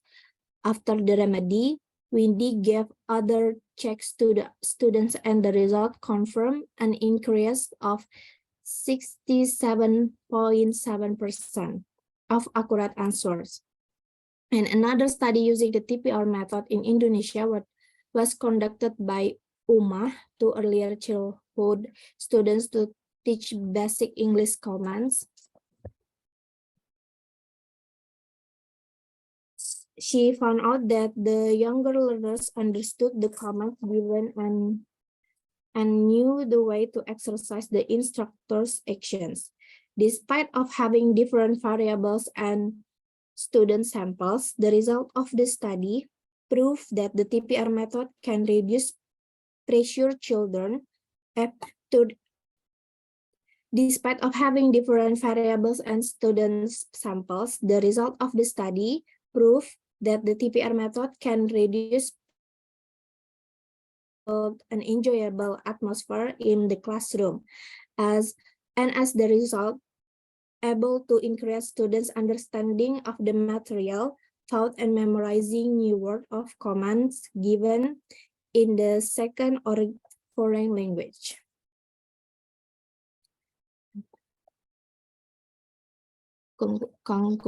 Conclusion, in Indonesia, disabled people are facilitated with special education in special schools known as sekolah luar biasa, which is different from regular school in terms of the methods. Among the problems faced by autistic students in learning English is enriching their English vocabulary. And thus, this study has proven that this teaching method can help in improving English vocabulary for autistic students. TPR can help students improve in learning English in a more enjoyable classroom atmosphere. In this study, it was further found out that by using this method, the teacher was able to engage all of her students in the teaching learning process. Thank you. That's all. Wassalamualaikum warahmatullahi wabarakatuh.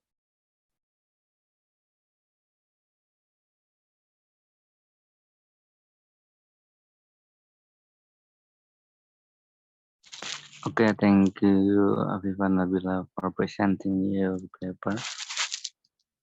Now the time for the seventh speaker.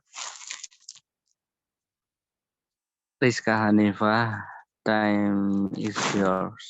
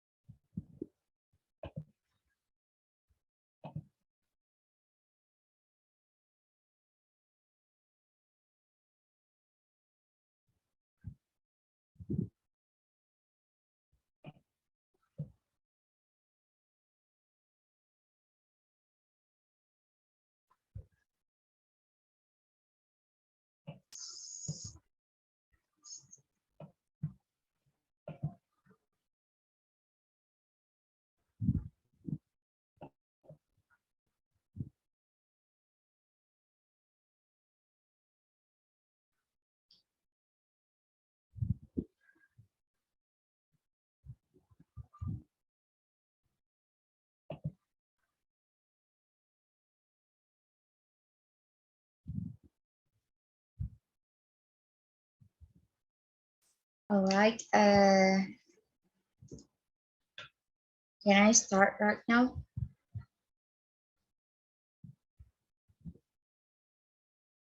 Yeah.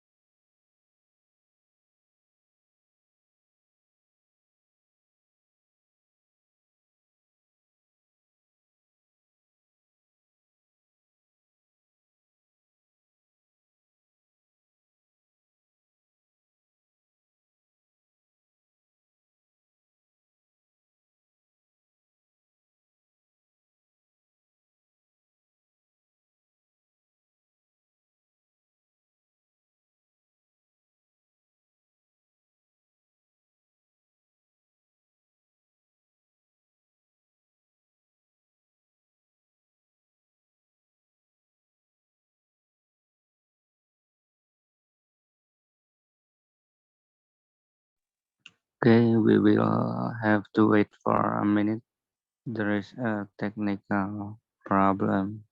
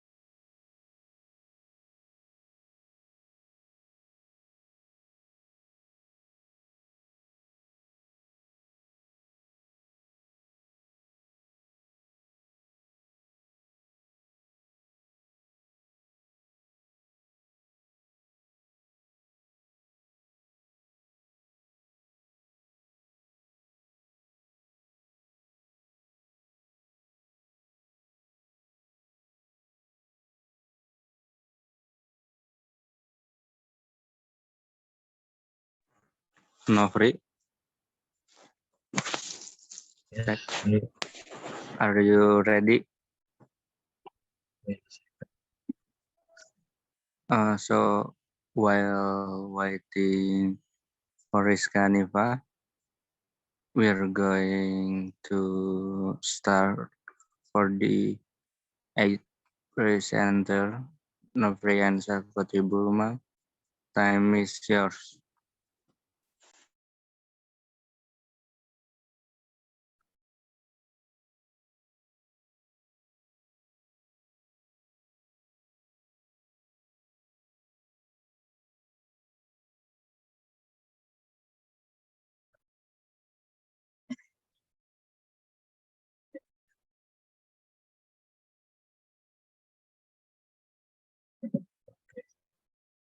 Assalamualaikum warahmatullahi wabarakatuh. Waalaikumsalam warahmatullahi wabarakatuh. And this is my research about the effect online learning apps in English learnings for students. So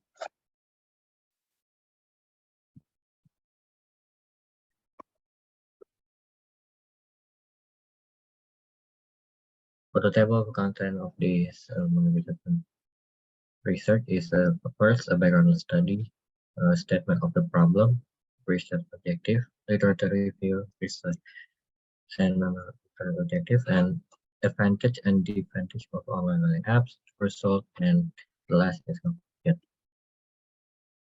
So first, introduction, background of the story.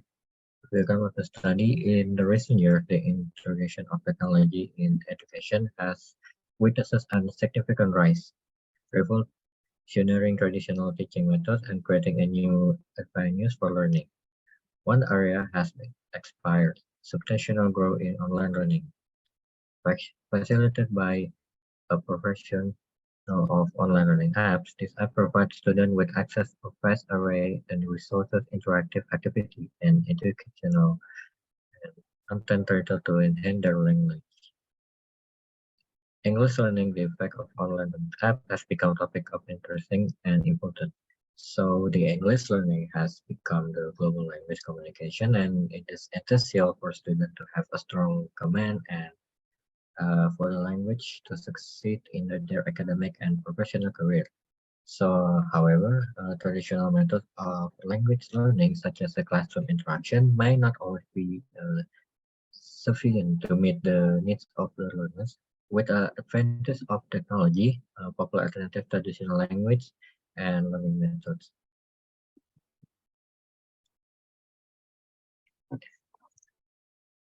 Online learning apps, digital platform that offer various tools and resources for the language learner to enhance their language skills.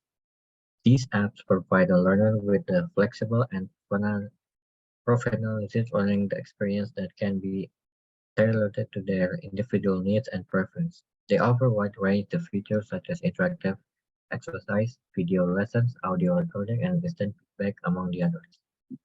The use of online learning app in language education has gained significant attention in recent years, and several that study have been conducted in the investigate their effectiveness.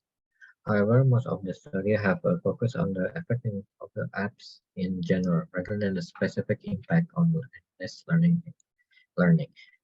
So the use of online learning apps language education have gained significant effectiveness. However, the most of the study have been focused on effectiveness of the app in general. Therefore, my studies aim to examine the effects of online learning apps in English learning for students. The study will be explore the advantage and disadvantage of using these apps and examine the students, and the study will explore factor, the effects, and their effectiveness. The study will also investigate whether the use of these apps can be enhanced on students and language providing motivation and engagement in language learning. The study is significant because it will contribute to the growing body of literature of the effectiveness of the learning apps in language education, particularly in the context of English language learning. So for the statement of the problem, the primary objective for this study is to explore the impact of online learning apps on English learning execution among the students. The study aims to address the following research question. And see this my statement of the problem, what factor influence the effectiveness of the learning for the student, and second, what the factor influence the effectiveness of online learning apps in English language learning for students. Next, how does the use of online learning apps influence student motivation level in language learning?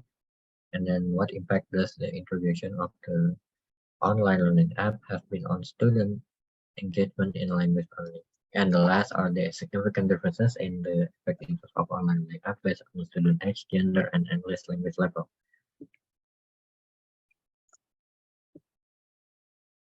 So the research objective to define the advantage and the advantage of online learning apps in English online for students, to examine the factor influence the effectiveness of online learning apps in the English language learning for students, and then to assess the extent to which the use of online learning apps can be enhanced student English language proficiency, so motivation and engagement in the language learning.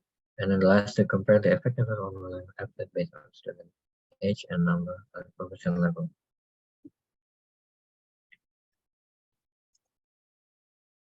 And then the next is literature review. Online learning apps offer several advantages over traditional language methods, such as a classroom interaction. They provide learners with a flexible and a personality learning experience that can be tailored to their individual needs and preference. These apps have wide range and features such as interactive exercise video lessons, audio recording, instant feedback, among the others. They have also provided a learner with the opportunity to learn their own pace and access to learning materials anytime and anywhere. The use online learning app has become increasingly popular in the recent years because there's a smartphone in this our life. It will be easier to get the online learning is easier than ever before. Several studies have investigated this effect of online learning apps on English language on learning outcome for students. One study conducted by Song and Boston investigates the effects of using Duolingo app on Chinese student English language proficiency. The results show that students who has used the app for 6 months show the significant improvement in their language skill compared who do not use the app.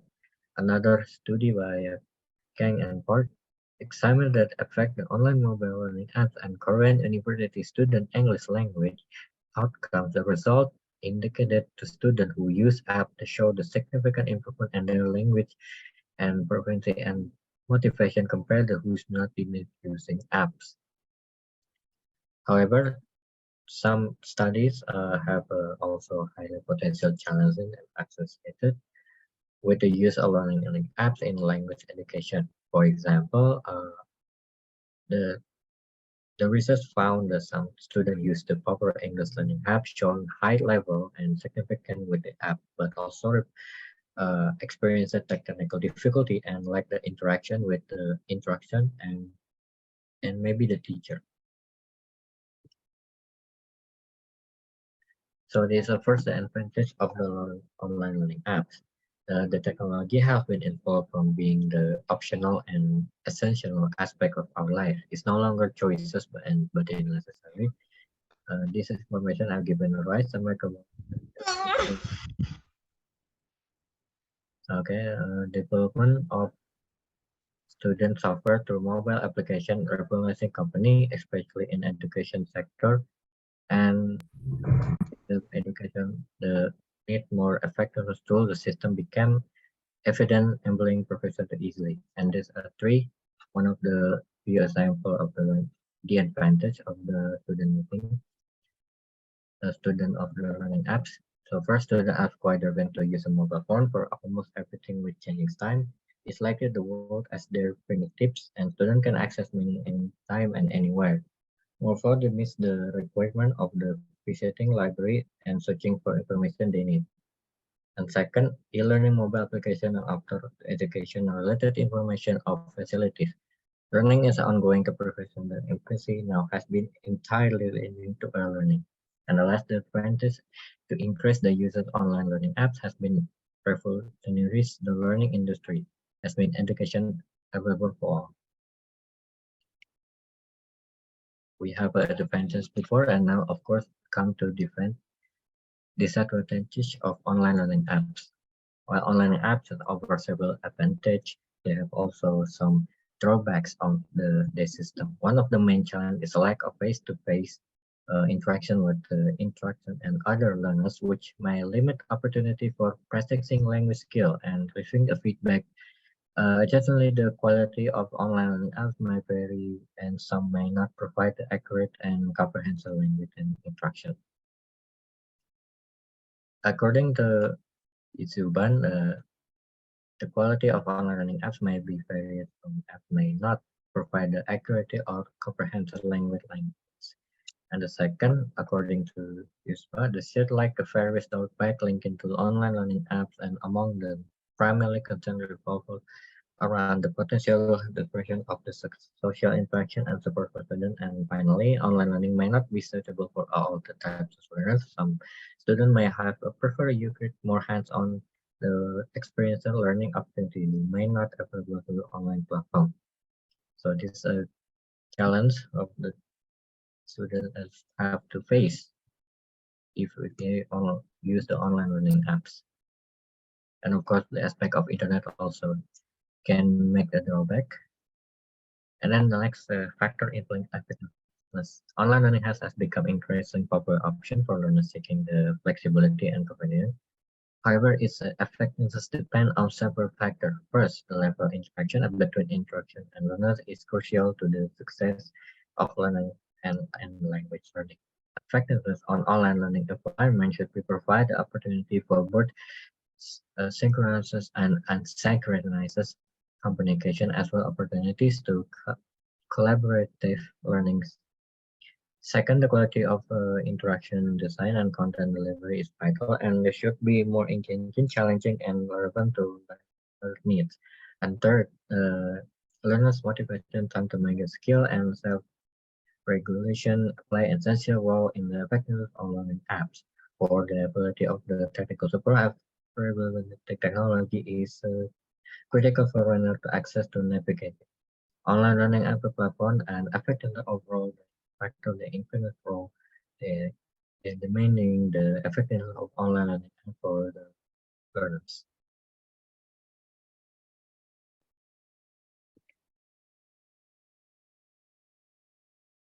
As you can see, there's now is the next slide is media of online learning. Online learning relies on various media and technology tools and deliver additional educational content and facility that learning process have. Here are some common media used on learning and in the online learning. This is only few examples. As you can see, the first is text-based content. Online learning often including text based on such as electronic textbook and article. Next, video lecture. Video lectures are the popular medium in online learning. Interactive record video presentation or lecture which a student have watched during their conversation. And next, audio-based content. Audio-based content such as a podcast or audio recording of lecture can be used in online learning also. Interaction or presentation. Interactive presentation using multimedia elements including image, video, audio, and interactive feature to engage learner. And then online discussion forums. Online discussion forums or message board enable the learner to engage in action discussion. And last but not least, live video conferencing. Live video conferencing tool such as Zoom, Microsoft Teams, or maybe Google Meet.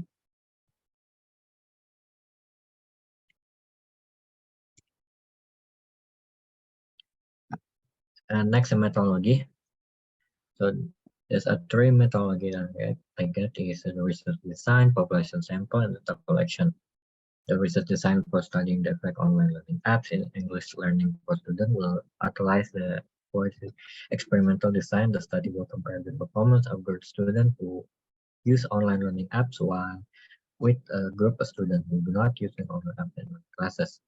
Population and samples. Population study consists of students through the English education program in University Sultan Atayasa, especially who is in the 6A class. The sample study to consist 27 students who are randomly selected from the population of 6A English education. Students in the sample will include both male and female students who are currently in 6th semester of this study and haven't taken at least 2 English courses. And for the data collection, I'm using research tool with the 10 panel question. The student will use questionnaire collecting data to student motivations, certification, and engagement with online learning apps. And it's a few example of the result. And what question do you use on apps? Some 95% of them say yes. And then how often do you online use the learning app to study? And then rarely, they only 52.4% just only rarely to using that, and then only 9.5% the student using daily using the online using app. The third, do you find online learning app learning skill? Only 23.8% says strong agree about the online learning app can helpfully improving the language skill. And 60% not quite sure they say agree.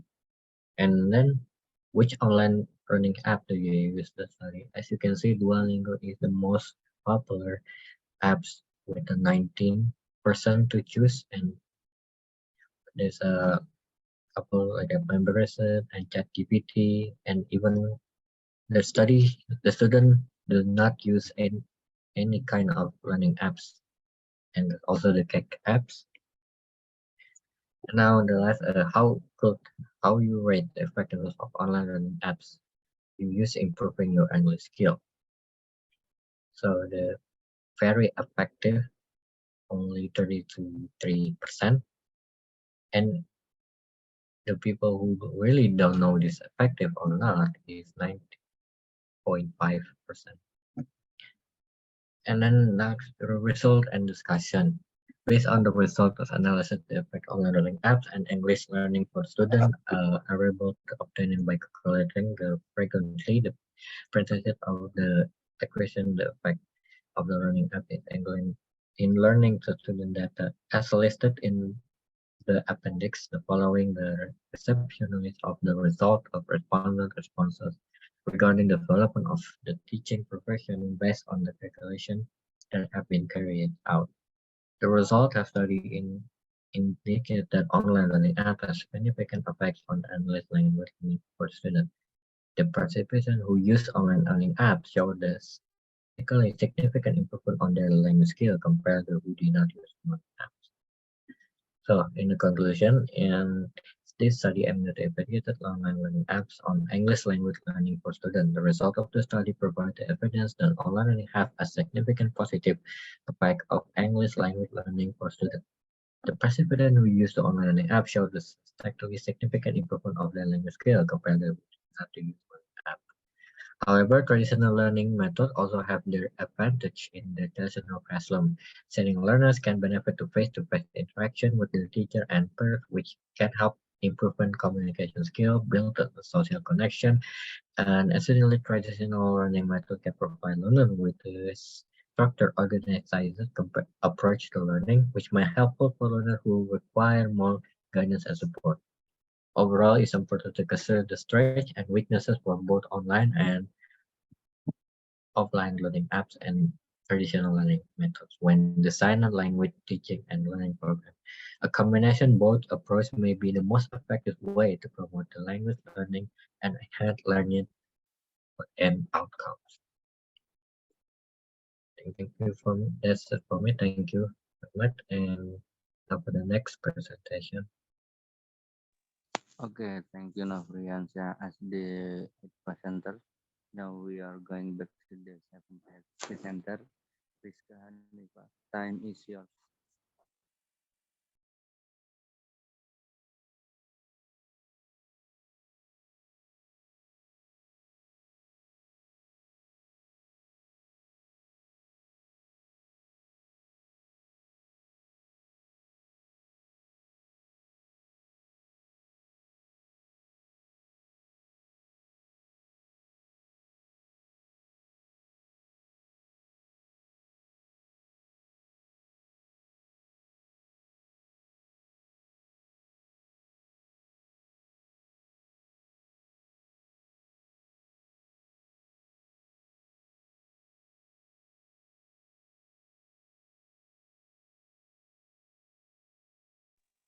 Okay, thank you, Novriansa, as the eighth presenter. Now we are going back to the seventh presenter, Rizka Hanifa. Time is yours.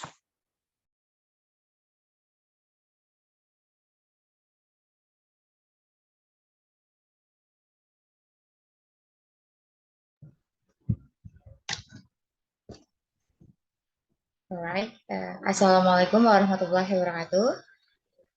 The Honorable Professor Dr. Safrizal MPD and the participant who are coming for my presentation. Let me introduce myself. My name is Rizka Hanifah, and in this presentation, we will discuss about student perception of the influence of online English learning on students' speaking ability. The next, please. So here the table of content.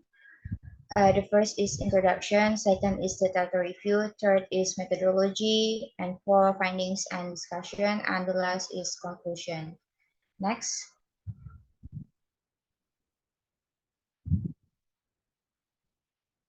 The first is introduction. In this introduction, it is consist by the reason why I choose this topic or this issue. Next. So there are two aspects underlying this research. The importance of speaking ability for student, and then the presence of coronavirus in 2019. As we know, the competence to speak is one of the significant aspects of English. With the competence to speak good English, someone can communicate and interact well. The final component of English that implies all other components is speaking. So when learning a language, the speaking aspect is a learning goal that determines the success of a student. Then the emergence of the coronavirus are inevitable. It requires teaching and learning activities to be carried out online as an alternative choices.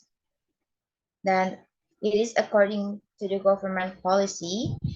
Referring to speaking abilities, it is feared that intense interaction will not occur during online learning, so as to produce passive interaction either between teacher students or students. Next, please. So here's the problem of this study. The first is, does online learning affect students' English speaking ability? Next is what aspects are influenced by online learning on the development of their speaking ability?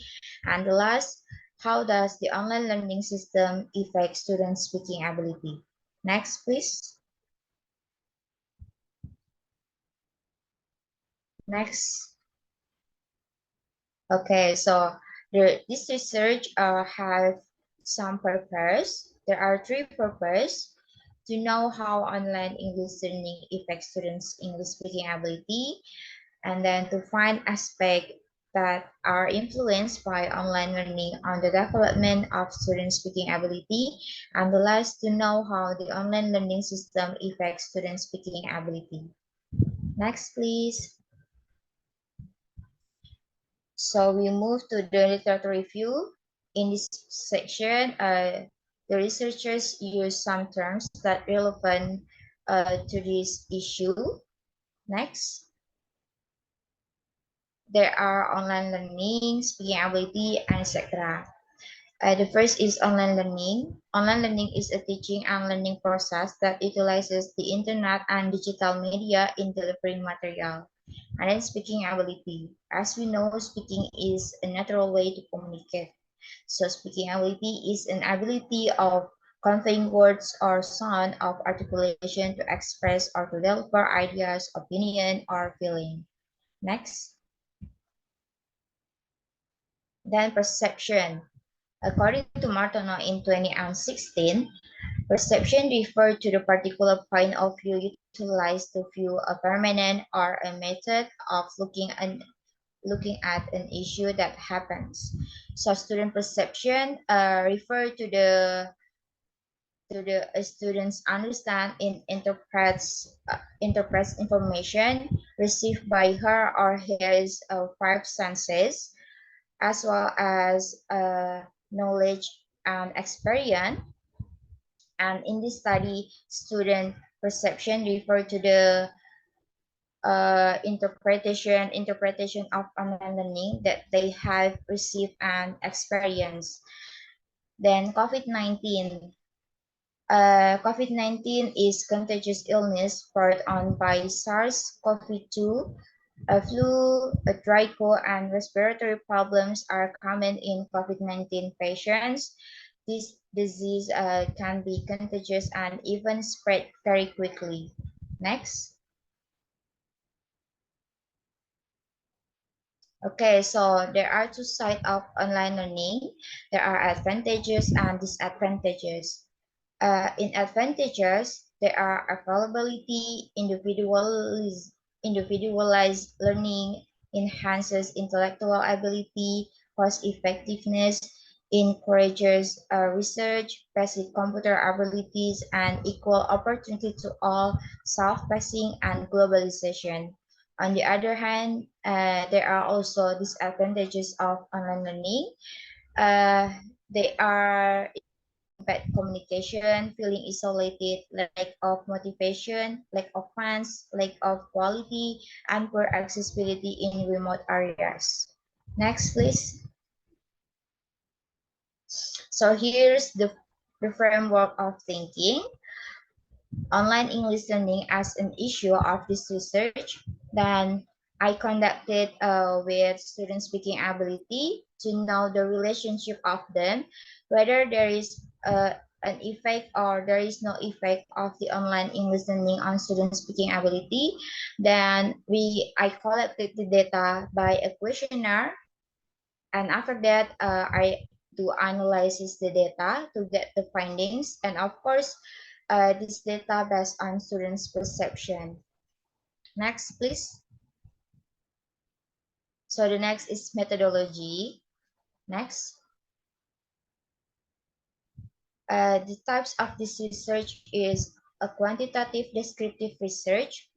6-semester students from Sultan Ageng Kutarayasa University's English Department as population, and 32 students of Class A as a sample of this research. Then a questionnaire as research instrument.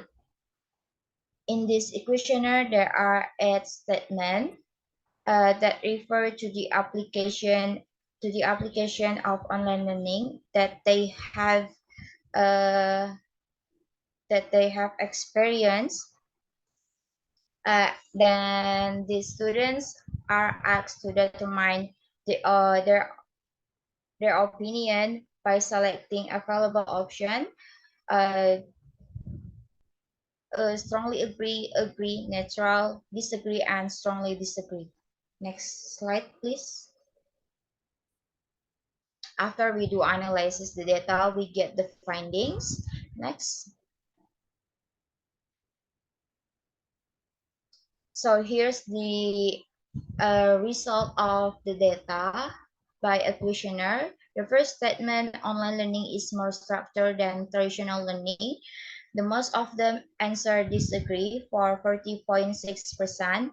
And the second, I feel more confident taking part in online discussion than in offline classes. And the answer is disagree for 31.3%. And the third, online learning reduced my motivation in speaking English. And almost of them answer agree for 46.9%. And the next, I find it difficult to concentrate during online learning, so I don't focus and even act indifferent during learning. And almost of them answer agree for 40.6%.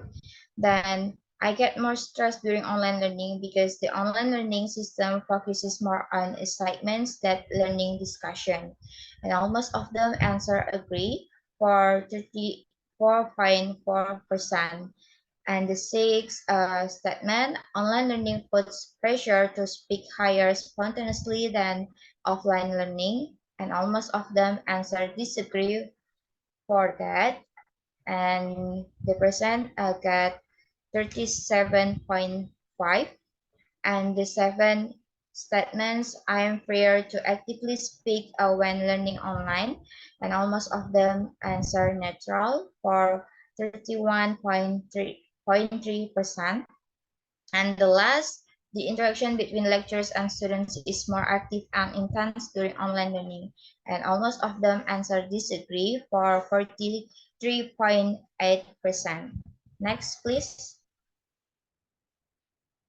And then discussion. There are some aspects that are influenced by online learning students' speaking abilities based on the students' perception in English Department, Sultan Ageng Retayasa University. Those aspects can be seen as follow. Next. The first aspect, learning system and structure. A less structured learning system has a significant effect on students' learning performance and understanding.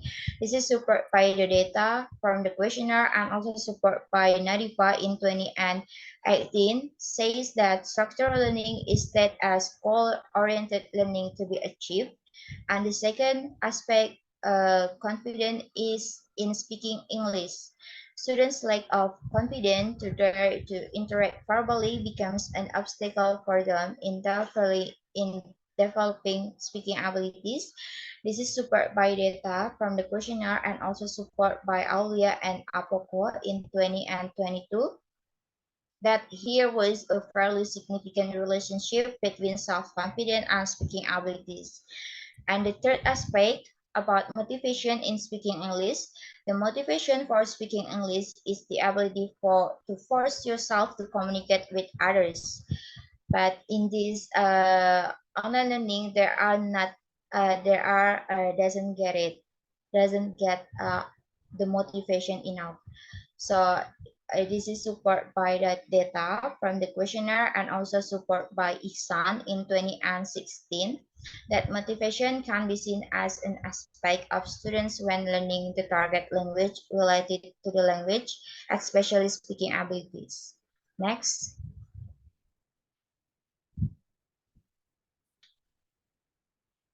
So the next aspect about learning effectiveness, the high pressure of giving assignments that make students become stressed can have several negative effects, not only on their achievements, but also on other aspects of themselves. This is support by data from the questionnaire and also support by Pasco in 20 and 22 in 2020. The ongoing stress relating to education has demonstrated a negative impact on students' learning capacity, academic performance, education and employment attainment, sleep quality, and physical health, mental health, and substance use outcomes. Uh, they may even dislike learning.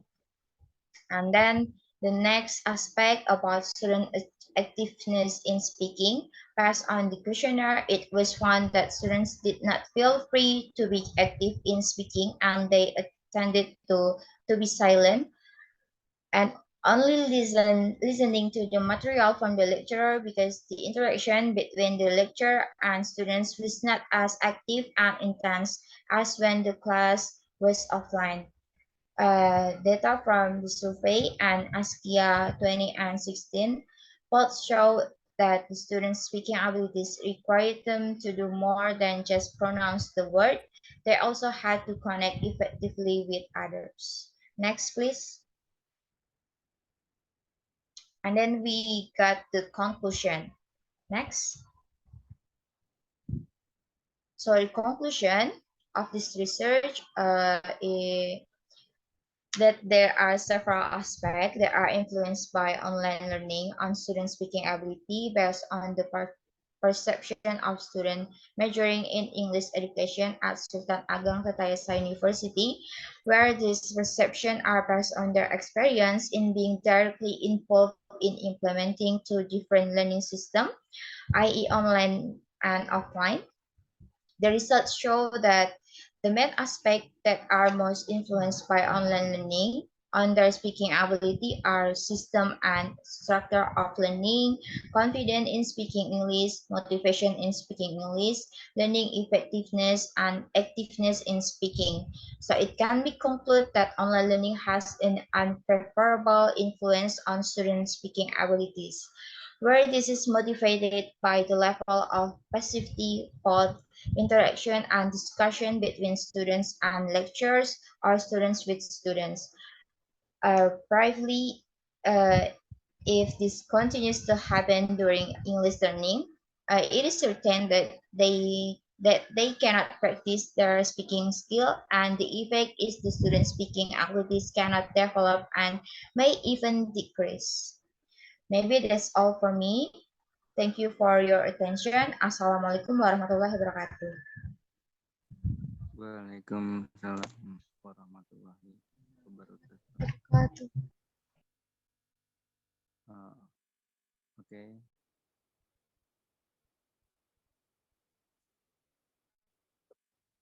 Okay. So now we are going to the penultimate speaker, Revi Octaviani Marika. Time is yours.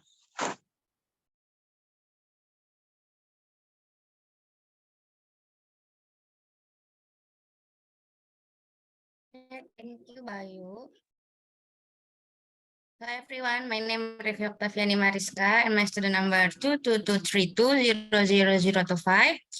And this is my presentation about effectiveness of teacher professional development training on teacher performance in Chigalis first middle school. Okay, for the introduction, this study examined the impact of teacher professional development training on teacher performance in Chigalis first middle school.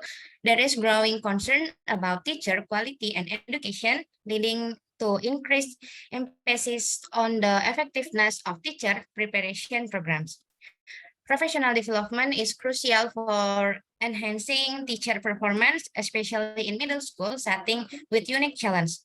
The study aims to contribute to the exciting knowledge on teacher professional development and provide insight for educators and policy makers.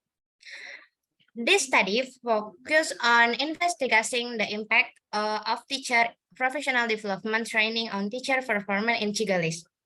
With increasing concern over teacher quality and its direct influence on the quality of education, there has been a growing emphasis on the effectiveness of teacher preparation program.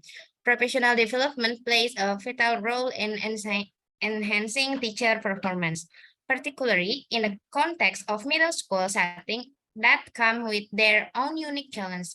Therefore, the study aims to contribute to the exciting knowledge on teacher professional development by examining its effectiveness and providing valuable insight for educator and policymaker by exploring the relationship between professional development and teacher performance.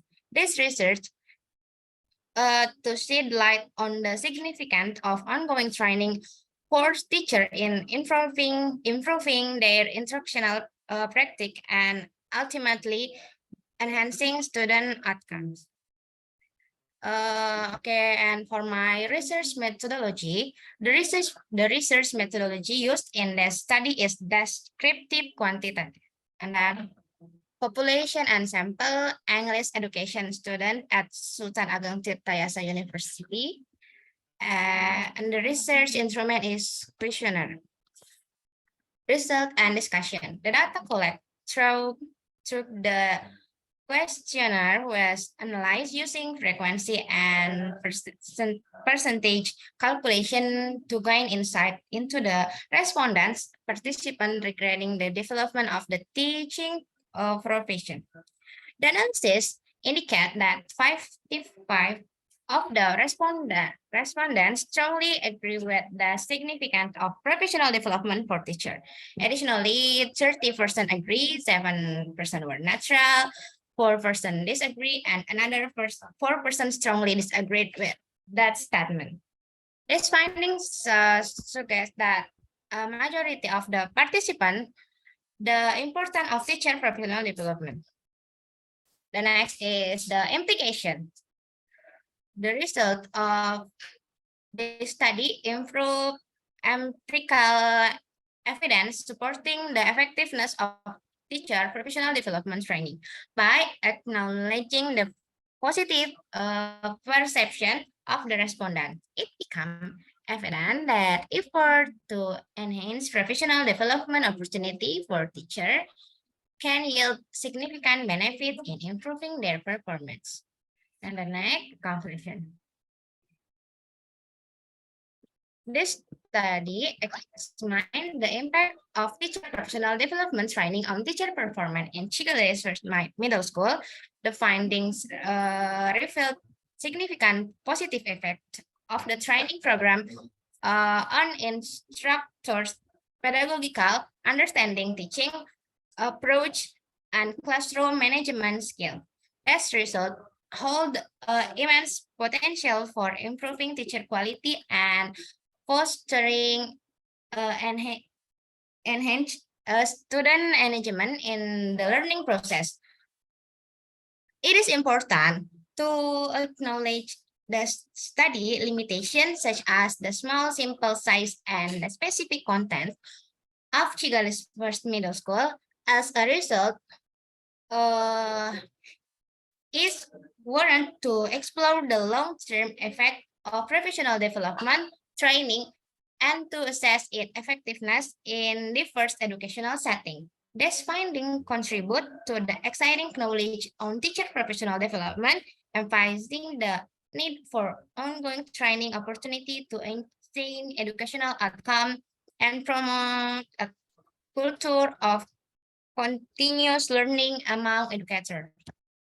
Okay, thank you. That's from me. Okay, thank you, Revi. Now let's going to the last presenter, Juwita Melinda Bautri. Time is yours.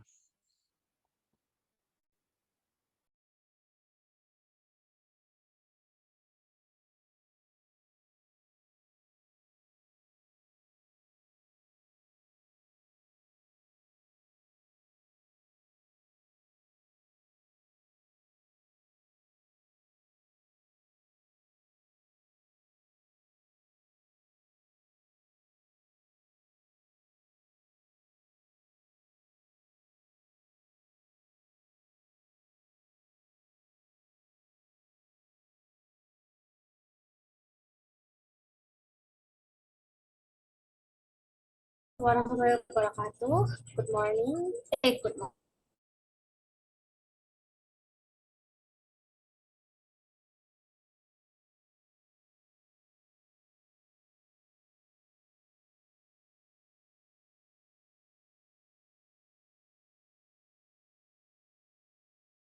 A presentation related to the thesis research that I have done previously with the title The Impairment That Generates Burnout Among English Teachers in Inclusive Education.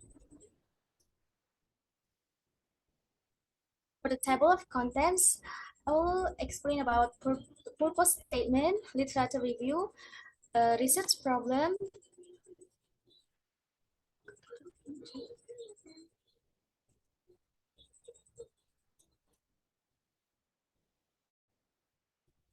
review study, methodology, results, and conclusion. For the next is the background of the study. In Indonesia, inclusive education or special education for kids with learning challenges, often known as children with special needs, has been implemented. The special needs children have physical, cognitive, emotional, and social impairment. So special instruction is required to ensure that they understand the content completely, because the energy expended when teaching children with special needs is greater than when teaching in regular education. The difficulty a teacher faces when delivering material to children with special needs leads to burnout. So teachers who are burned out say their lessons are no longer respected. Their connection with students are threatened. The curriculum is determined by school district.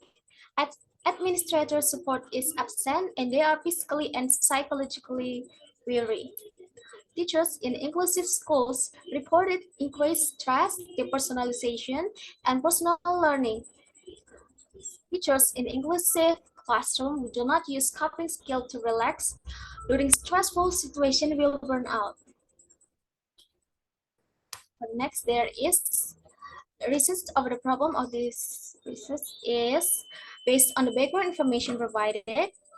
The research problem can be stated as follows. What is the impairment that most cause teachers burnout? What are the factors associated with burnout when teaching? And how did the English teachers experience burnout while teaching? For the study objective of this research, you can see that the first is to determine the facts that increase English teachers burnout. Second, to determine the causes of teachers burnout in inclusive education learning English. And the last is to determine the impact of teachers burnout on English learning activity.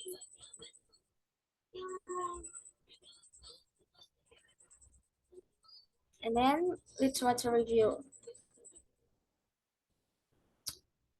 For, for inclusive education is a type of educational program in which schools allow special education students to study alongside regular students. Special education teachers are allocated to inclusive classroom to provide additional services or therapy to normal instructors and students based on their requirement. The Ministry of Education defines special education teachers' competence as three fundamental competencies. The first consideration is the overall being capable to share knowledge with everyone in the class. Second, the fundamental competence to instruct learner with exceptional needs is included in the special disability category as in the special ability to teach students. For the teachers burnout,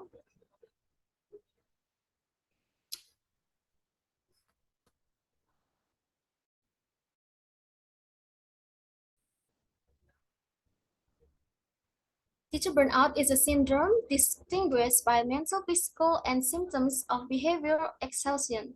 They have a high rate of absenteeism with little involvement in the classroom, have a little expectation of their learners, and regard them in the form of things instead of individuals. Burnout is associated with three types of risk factors: occupational hazards, personality traits, and specific work condition. The various missions of the teachers in modern society are defined as an instructor, moral educator, and character builder. And the teacher is expected to fill roles previously filled by family, school, and religious institution. Teachers who fail to achieve these demands are chastised for not doing their job and are susceptible to feeling of incompetence, which can lead to burnout. Teachers who are burnout often distance themselves physically or emotionally from their students, have less sympathy for them, and teach with less enthusiasm and creativity, all of which reduce teaching effectiveness.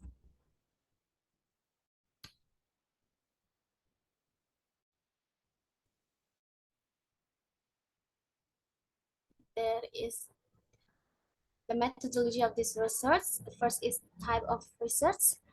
So this research using descriptive research design and quantitative research method.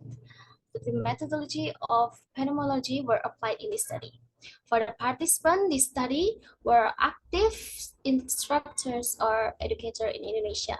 The criteria for this study are active teachers who have encountered or taught students with disabilities while teaching English class. For the collecting data, the instrument used in this study was a questionnaire is used via Google Form to active educator in Indonesia who met the requirement of having met with students with disability in an English lesson in inclusive education.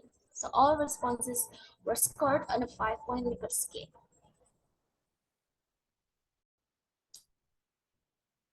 For the previous study, there is two. For the first is Amanda Roth's book for the title Teachers Burnout, Special Education versus Regular Education that was released in 2009. According to the data, special education teachers would score substantially greater on the educator burnout index than general education educators. The variables of teachers burnout in special or inclusive education are comparable in this study and that of Amanda Roach. For the second study is from Jenna Colbert, entitled Primary Factors Impacting Burnout in Special Education Teachers, that discovered emotional awareness is a factor in teaching teachers burnout in special education instructor. Genepiece, like this research, focuses on teachers burnout in inclusive special education. The both study participants are teachers of any genders. In gender studies, on the other hand, did not address English professor or speaking, writing, reading, or listening.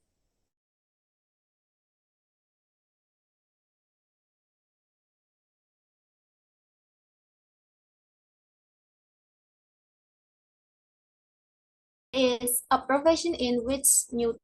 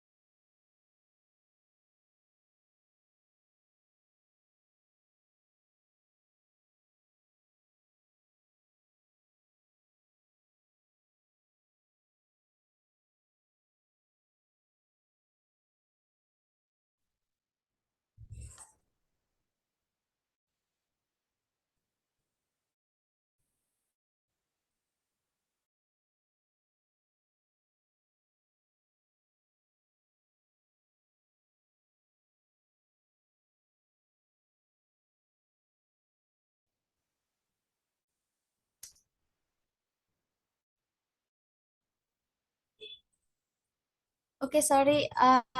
Minta tolong apakah suara saya terdengar? Boleh boleh direspon. Yes, Juwita.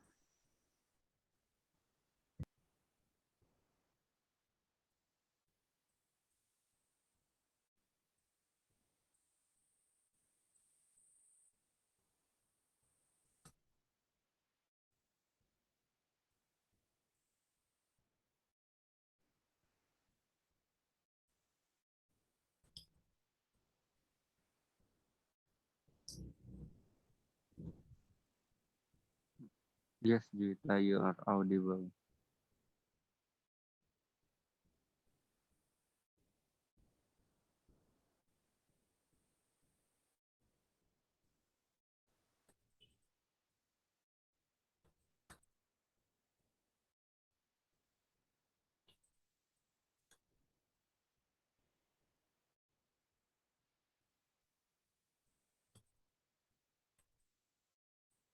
Okay, I'm sorry.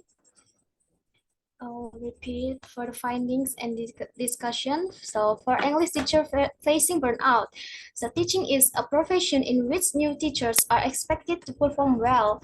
The lack of ability to adequate handle the workload and psychological demands is an issue in several industries, but it appears to be more common among teachers. Teachers are sensitive to severe stress, which contribute to burnout is if stress is not managed. Cause of burnout among teachers. So previous research revealed that teachers suffered stress, worry, low self-efficacy, and boredom. The increased workload, job-related stress, a lack of planning time, a lack of administrative support, a lack of sufficient staff development training, and the sorts of disability instructor faced in the classroom appear to be among these variables. Next is the data analysis. So according to the questionnaire, it was found that 60% of the answer were strongly agree that teaching students with special needs or disability is not easy, and the other agree.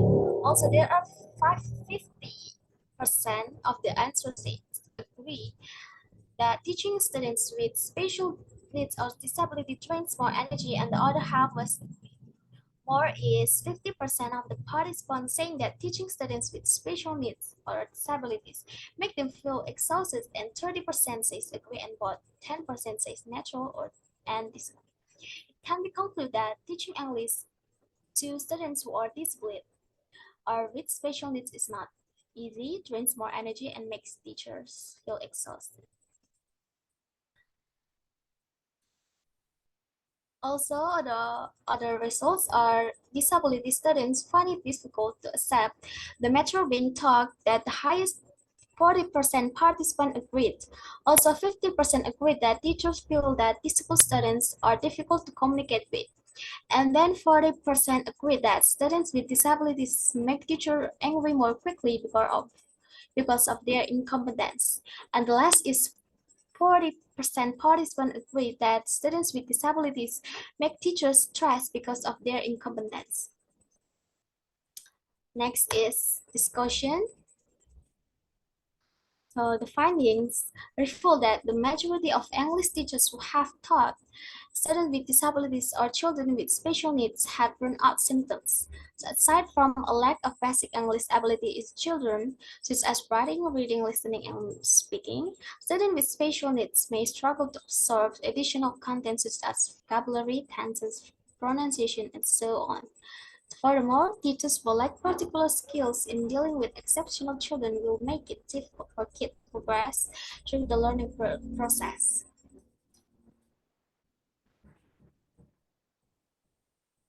So those are something that I can say regarding the research that I have done before. Before ending today's presentation, allow me to conclude some conclusion regarding my research. So inclusive education is a type of uh, educational program in which school allows students with special needs to learn alongside typical pupils. The purpose of an inclusive program is to decrease discrimination toward disabled pupils. On the other side, some teachers lack of self-reliance in the classroom, which can lead to burnout symptoms such as worry, anger, boredom, and tension. Physical, mental, and behavioral tiredness are characteristic of burnout. The failure to adequately manage workload and emotional demands is a problem in many professions, but it appears to be more widespread among teachers. So this article demonstrates that teaching English to students with impairment or special needs is difficult, requires more energy and exhausts teachers. So furthermore, not all disabilities have the same impact on whether or not they understand the subject matters. Teachers with special needs are more prone to become angry and upset as a result of their incompetence. Thus, the presentation, and I hope that I have conveyed can be useful. Thank you for the supervisor and all audience who were present today. I will close my presentation. Thank you very much. Wassalamualaikum warahmatullahi wabarakatuh.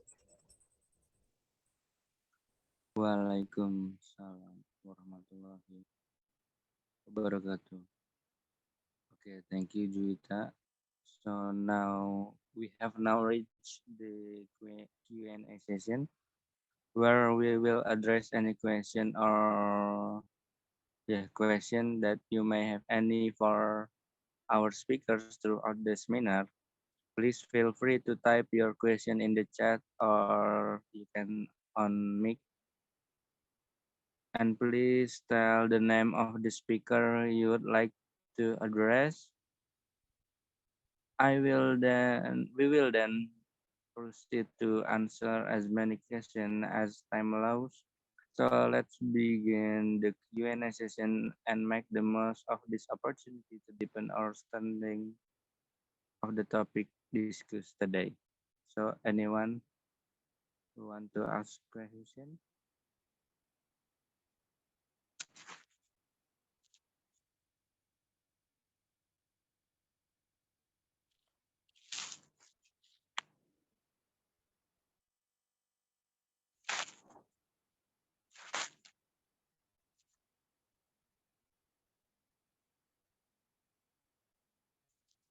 Ya, Eka.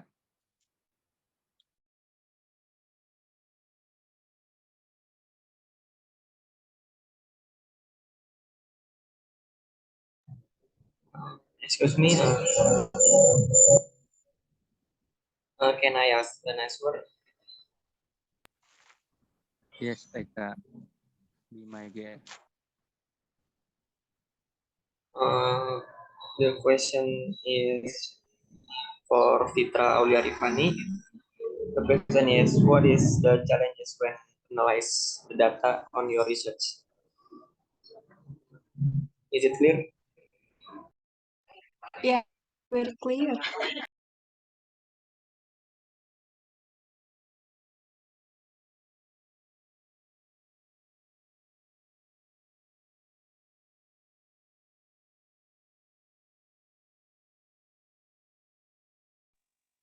Alright, so the first question is asked by Eka. If there is any question, you can type in the chat box or unmute your microphone. Okay, I will now.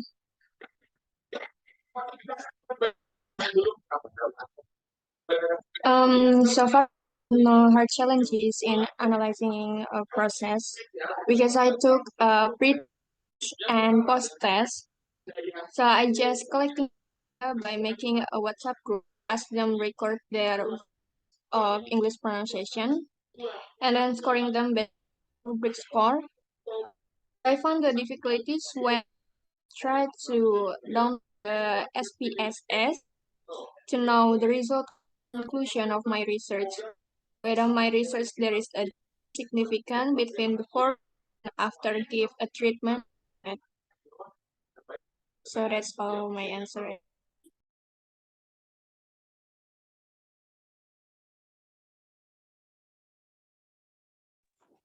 Okay, Okay, Kak. thank you, Fitra, for the answer. It's very clear.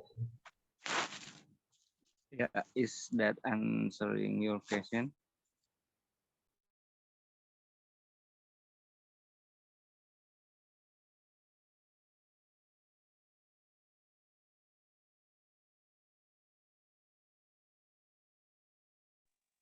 All right, I guess it did. So any other question? Can Okay, Elda, I? my guess. I am Elda Nabila, and I'd like to ask the last speaker, Juwita. Uh, can you give me the reason why you choosing your topic, which is about the impairment that generates burnout among English teacher?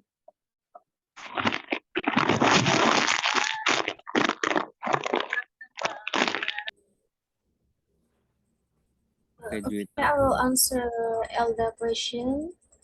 The study goals of this research was to learn about impairment that generates burnout among English teachers in inclusive education. So, according to one view, children with special needs require particular attention to the classroom, and a professional teacher is required to complete several activities that can assist the children in understanding learning. So teachers, on the other hand, are subjected to undue pressure as a result of policy that compel children with special needs to attend regular courses with other students.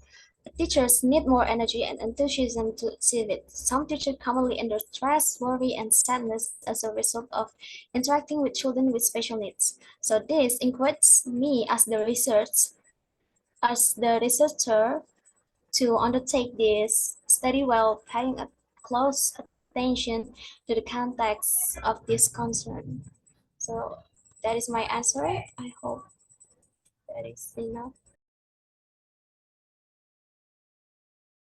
Okay, Elda, is it answering your question? Yes, that's very clear. Thank you, Juwita. Okay, thank you. So there is one question in the chat box for Rizka Hanifa. Can you tell us what challenges you face in designing your overall visit? Rizka, time is yours. Okay, I will answer the question from Rifai, Muhammad Rifai, uh, about the challenge when I make this research. So the challenge in making this research was one collecting the data, because even though the questionnaire had been distributed, it was rather difficult for them, the participant, to start filling out. Maybe because they didn't have much time, and because I only share the questionnaire uh, via online links. So I have to wait a long time to collect the data and analyze it. Maybe that's all for me. Thank you. Okay, thank you, Rizka. Rifai, is it answering your question? Yes, thank you, Rizka, for the answer the question. Okay, great.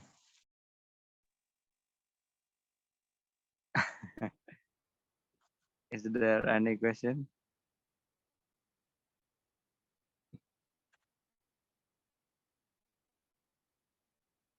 Uh, okay, folks.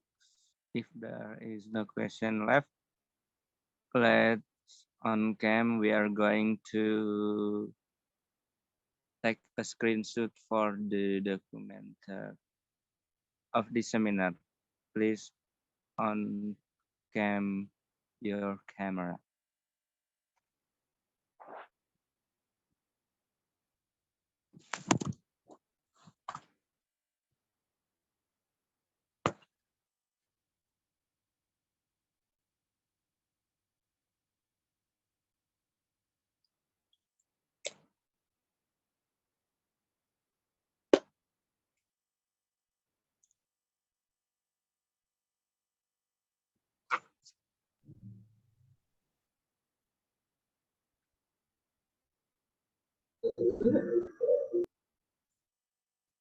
Okay, Eka, you can lead the screenshot section. Everyone, please turn on your camera. Uh, for first slide, 3, 2, 1. Wait a minute.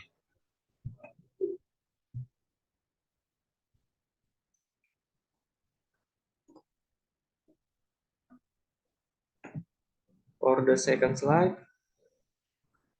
1, 2, 3. Okay, thank you. I'll give it to the moderator.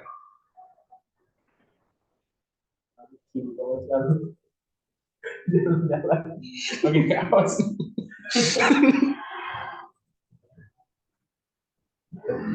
Okay, as we approach the end of this enlightening seminar on English language teaching, I would like to take a moment to express my deepest gratitude to all the participants, speakers, and organizers who have made this event a resounding success. Throughout the course of this seminar, we have been privileged to witness the expertise, knowledge, and passion of our distinguished keynote speaker, Professor Dr. Syafrizal MPD, as well as the exceptional speaker presentation for our team and other speakers.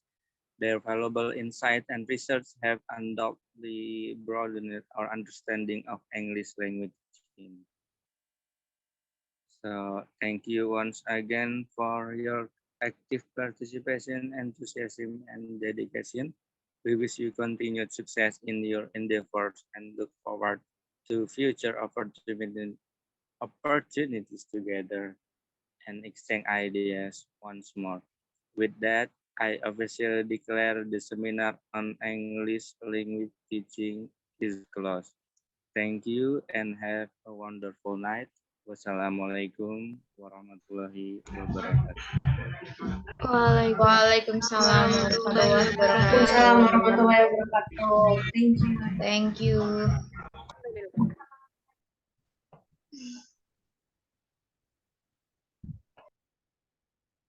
Recording stop. Mana recording? Recording stop. Agak di stop. Gak bisa di stop. Laptop gua rusak. Force close aja, Kak.